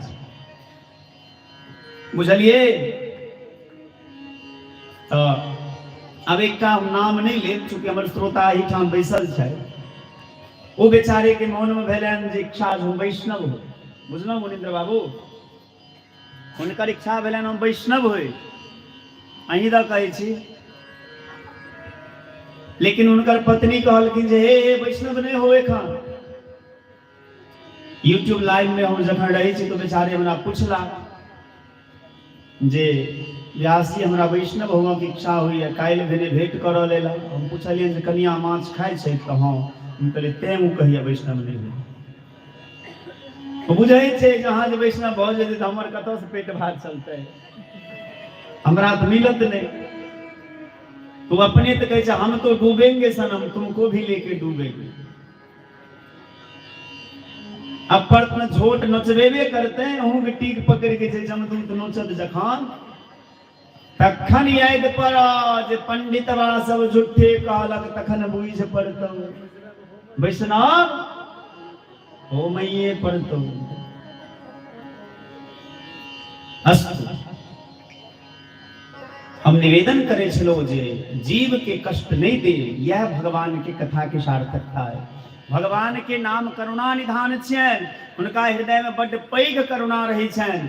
और ओई भगवान के संतान हमरा लोकन छी, ओई भगवान के संतान भ के भगवाने के दुनिया के जो उजारबै ई नीक बात नहीं भेल। ओना जे इच्छा वैसे करू, हमरा कोनो दुख नहीं है।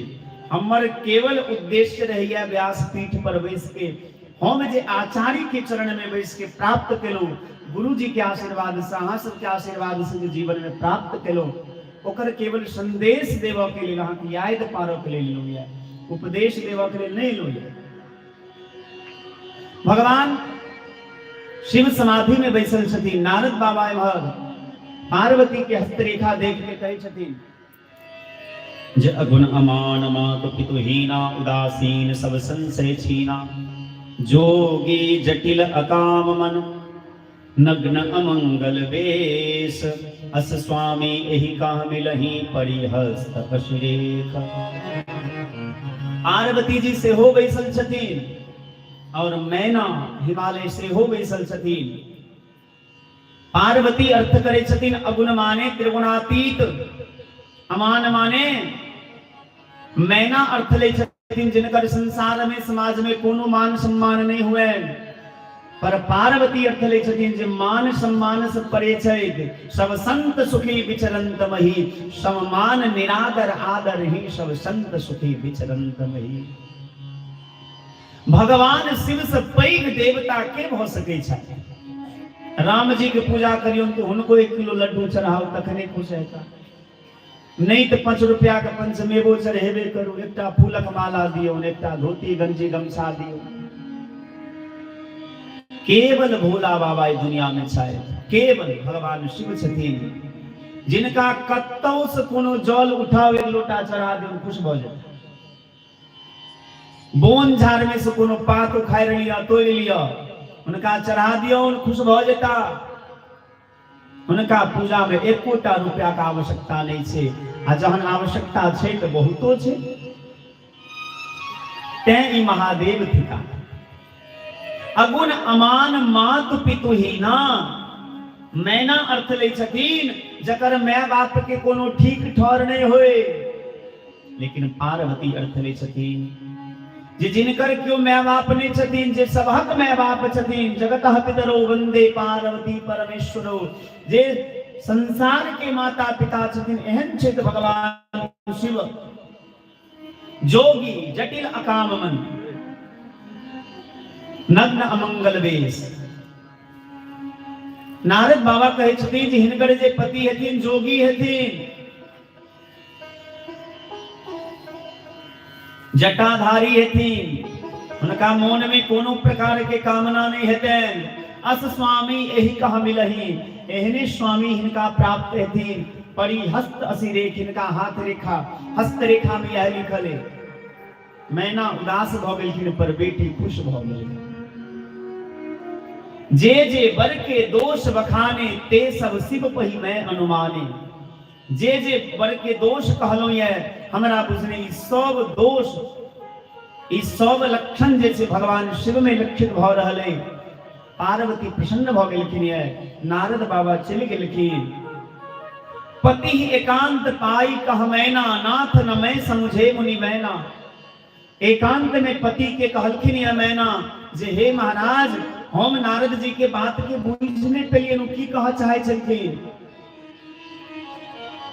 जो घर बर कुल होई अनुपा, करिए विवाह सुता अनुरूपा।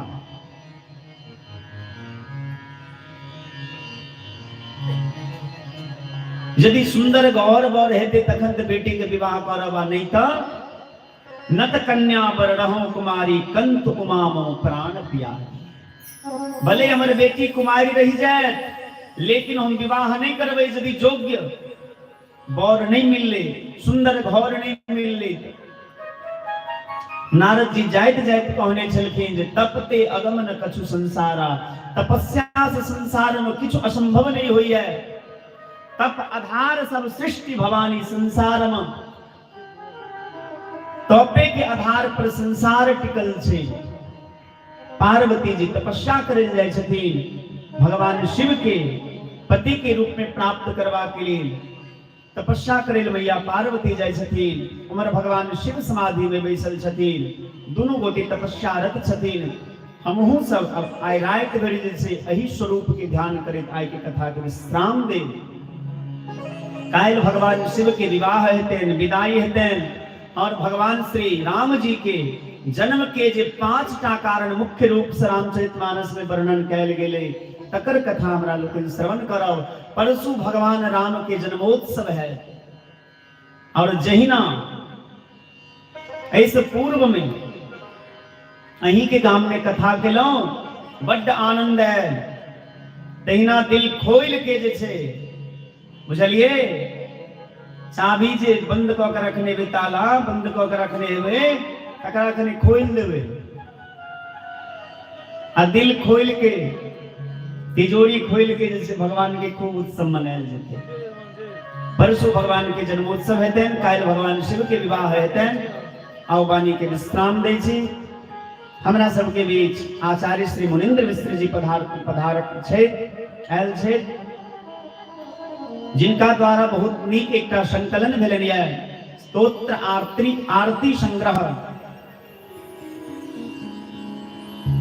राष्ट्रीय गीता प्रचार समिति के अध्यक्ष पद पर प्रतिष्ठित है और ए राष्ट्रीय गीता प्रचार समिति के तत्वावधान में एक सुंदर पत्रिका के विमोचन हमरा लोग इन सब गोटे मिल के केने छलो। गीता संदेश जे सब सनातन धर्मी के पढ़ के चाहिए। गीता सुगीता कर्तव्या किमन्ये शास्त्र संग्रहे, एहि पर हमरा एक बेर भ गेल छल। गीता सुगीता कर्तव्या किमन्ये शास्त्र विस्तरे, पर मूल ग्रंथ में लिखल छे जे गीता सुगीता कर्तव्या किमन्ये शास्त्र संग्रहे, या स्वयं पद्मनाभस्य मुख पद्माद विनिश्रिता। हाँ, एहि में हमहू एकटा जैसे लेख लिखने छी। अब की लिखने छिए गीता में शायद भक्ति योग से है ना। पंडित श्री दयाकांत शास्त्री जी से हो लिखने शायद मुनिंद्र मिश्र जी के द्वारा से हो लिखल छन। हाँ, वृंदावन के बहुत सारा संत छथि जे अपन अपन लेख में देने छथिन, बुझलो। हम कनी देख ले छी विषय वस्तु के। श्री विष्णुकांत खां जी उनका द्वारा गीता तत्वतः गीता के तात्विक अर्थ की छे तै पर बड़ा सुंदर चर्चा है। श्री राधे श्यामदास जी जे वैष्णव बिना भेने कल्याण नहीं भ सकैया, एहि पर जे छे 17/7/1979 ईस्वी में एकटा संगोष्ठी में बड़ सुंदर उत्तर प्रत्युत्तर भेल छलै। तै संबंध में जे छे सेहो एकटा बड़ा सुंदर लेख लिखने छथि। हाँ, मिथिला में आचार्य श्री दयानंद शास्त्री जी सेहो लिखने छथि। और बहुत सारा विद्वान के कमल नारायण झा जी के सेहो छन विस्तरे। हाँ, लिखने छथि गीता सुगीता कर्तव्या यज्ञदान तपः कर्मं न त्याज्यं कार्यमेव तत् यज्ञोदानं तपस्यैव पावनानि मनीषिणाम्।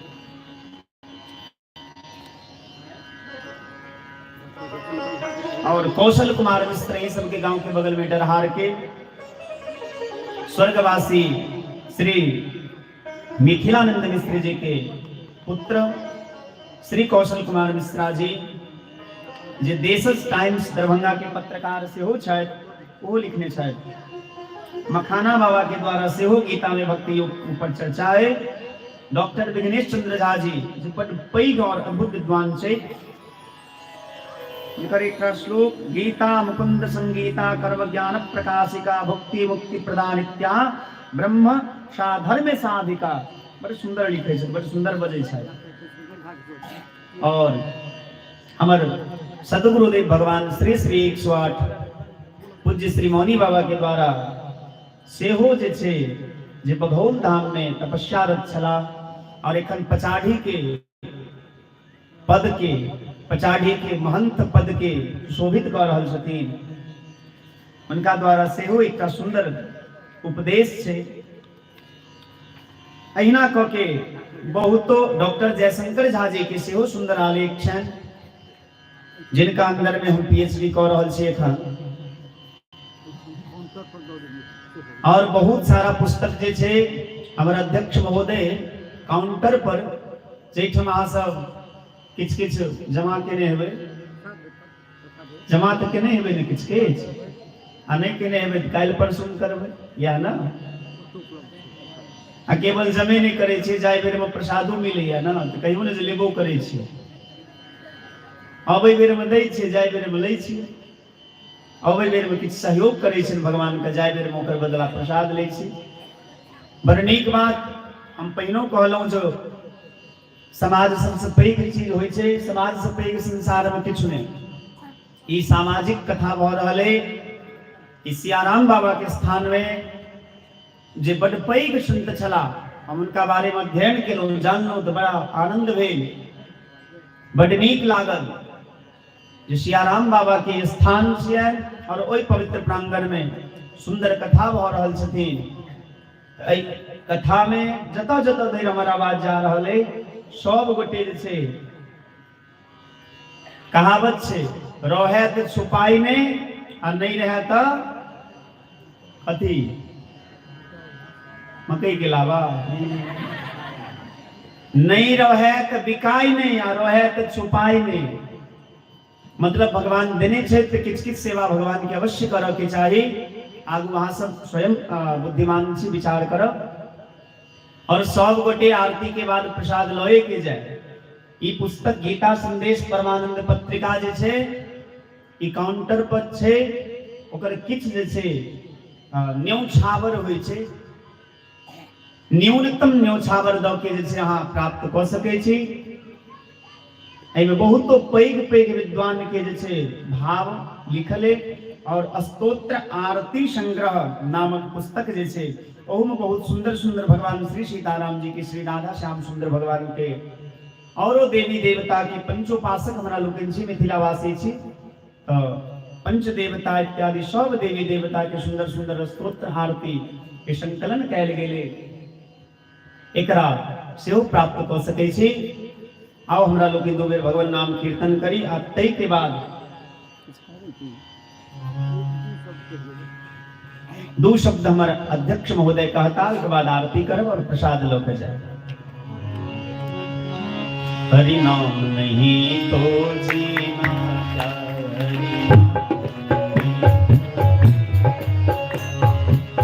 अमृत है हरि नाम जगत में, अमृत है हरि नाम जगत में, अमृत है हरि नाम जगत में, अमृत है हरि नाम जगत में। छोर विषय विष पीना क्या, हरि नाम नहीं तो जीना क्या, हरि नाम नहीं तो जीना क्या, हरि नाम नहीं तो जीना क्या, हरि नाम नहीं तो जीना क्या। काल सदा अपने रस डोले, ना जाने कब सिर चढ़ी बोले, काल सदा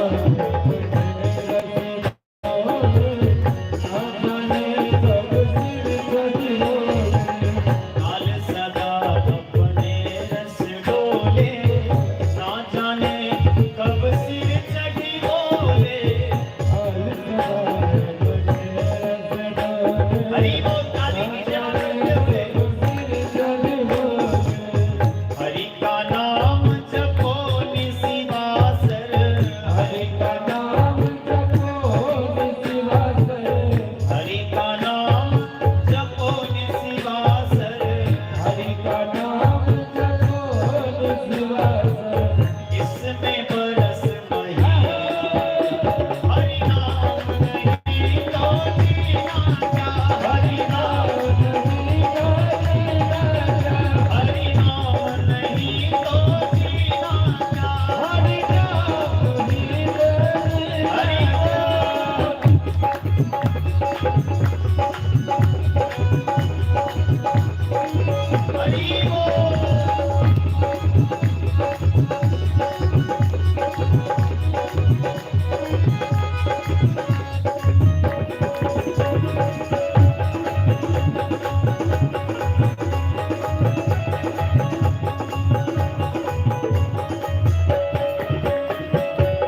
तीर्थ है हरि नाम तुम्हारा, फिर क्यों फिरता मारा मारा,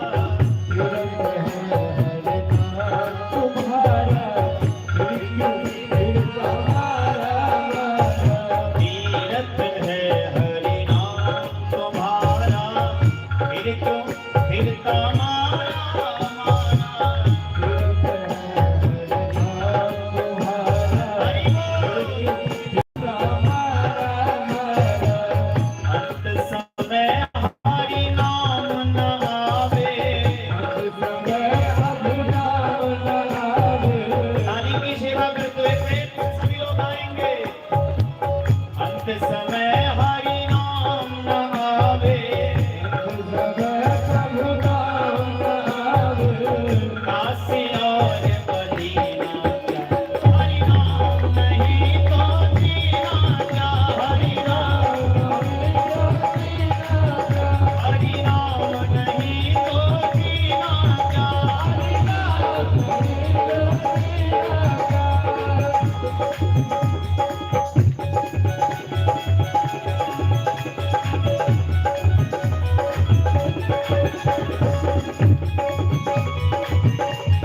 बोलिए भक्तवत्सल भगवान की।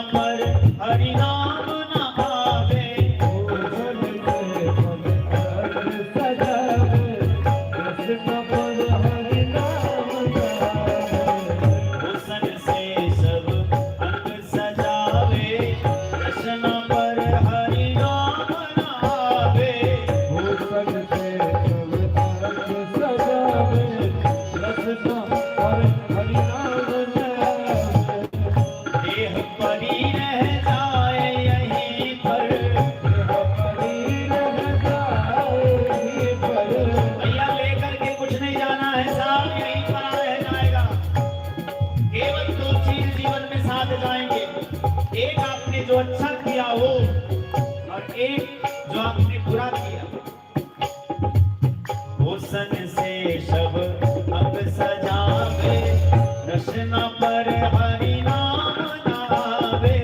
भूषण से सजावे, रसना पर हरि नाम नावे। देह परी रह जाए यहीं पर, देह परी रह जाए यहीं पर, देह परी रह जाए यहीं पर। देह परी रह जाए यहीं पर। कुंडल और नगीना क्या, हरि नाम नहीं तो जीना क्या, हरि नाम नहीं तो जीना क्या, हरि नाम नहीं तो जीना क्या, हरि नाम नहीं तो जीना क्या। अमृत है हरि नाम जगत में, अमृत है प्रभु नाम जगत में, अमृत है हरि नाम जगत में। अमृत है हरि नाम जगत में। इस चोर विषय विसरीना क्या, हरि नाम नहीं तो जीना क्या, हरि नाम नहीं तो जीना क्या, हरि नाम नहीं तो जीना क्या, हरि नाम नहीं तो जीना क्या, हरि नाम नहीं तो जीना क्या, हरि नाम नहीं तो जीना क्या, हरि नाम नहीं तो जीना क्या, हरि नाम नहीं तो जीना क्या, हरि नाम नहीं तो।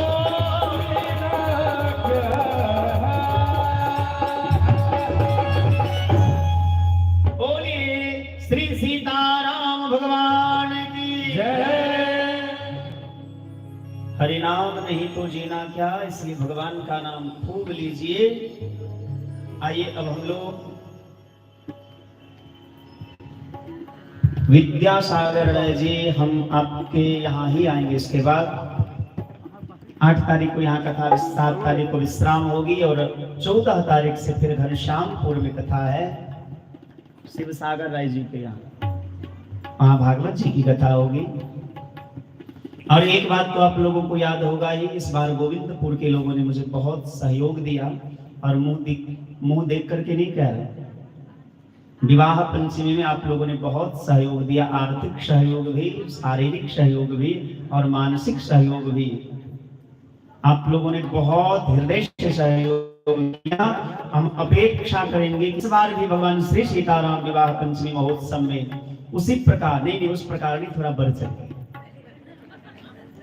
कहावत है ना, मुर्गा कहा के खेती गिला में, तो जो कमी रह गई होगी तो इस बार फिर उसे पूरा किया जाएगा। आइए हम अध्यक्ष महोदय के उद्बोधन को श्रवण करें, उसके बाद आरती होगी, आरती प्रसाद लेकर के सभी लोग जाएंगे। प्रेम से बोलिए आनंद कंद भगवान की जय। पतित पावन हरि नाम संकीर्तन महाराज की जय। बड़ा ही सुंदर हम लोग हरि नाम नहीं तो जीना क्या। महादेव कहते हैं हरि व्यापक सर्वत्र समाना, अब प्रेम के प्रकट हो में जाना। तो हम लोग प्रेम करने के लिए सबसे सुलभ साधन है कलयुग में हरि का नाम ही। हरि नाम नहीं तो जीना क्या। आगे महादेव कहते हैं उमा को, उमा कहो मैं अनुभव अपना, सत हरि भजन जगत सब सपना।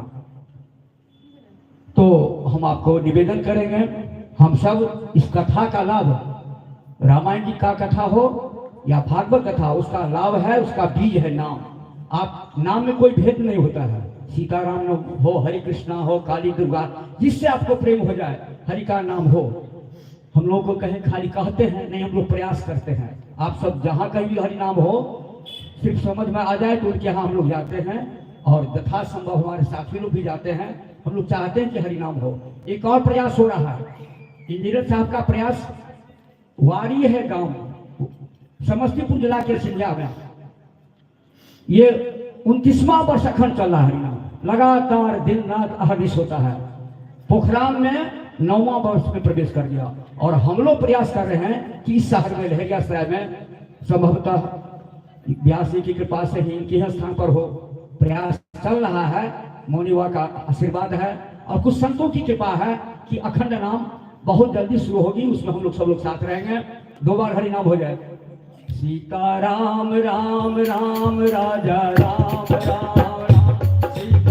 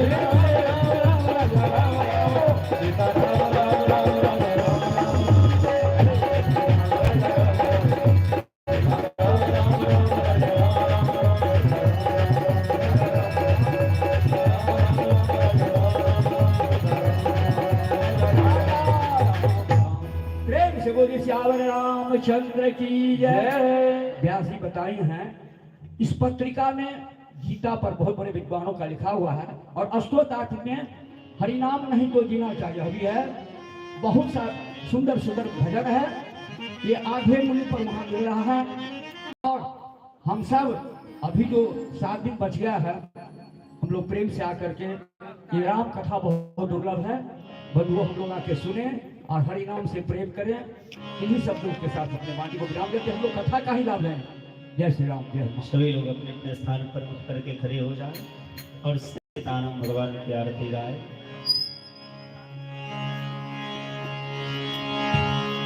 हे रघुवर तेरी आरती गाओ, हे रघुवर तेरी आरती गाओ, हे रघुवर तेरी आरती गाओ, हे रघुवर तेरी आरती गाओ,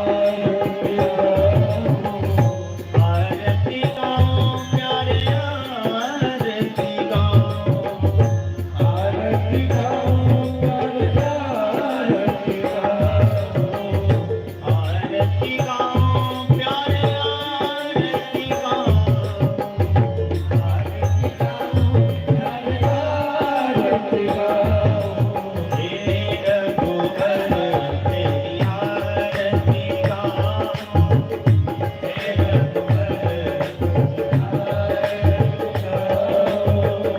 चरणों से निकली गंगा प्यारी, चरणों से निकली गंगा प्यारी, जिसने सारी दुनिया तारी, जिसने सारी दुनिया तारी, उन चरणों में शीस नवाऊं,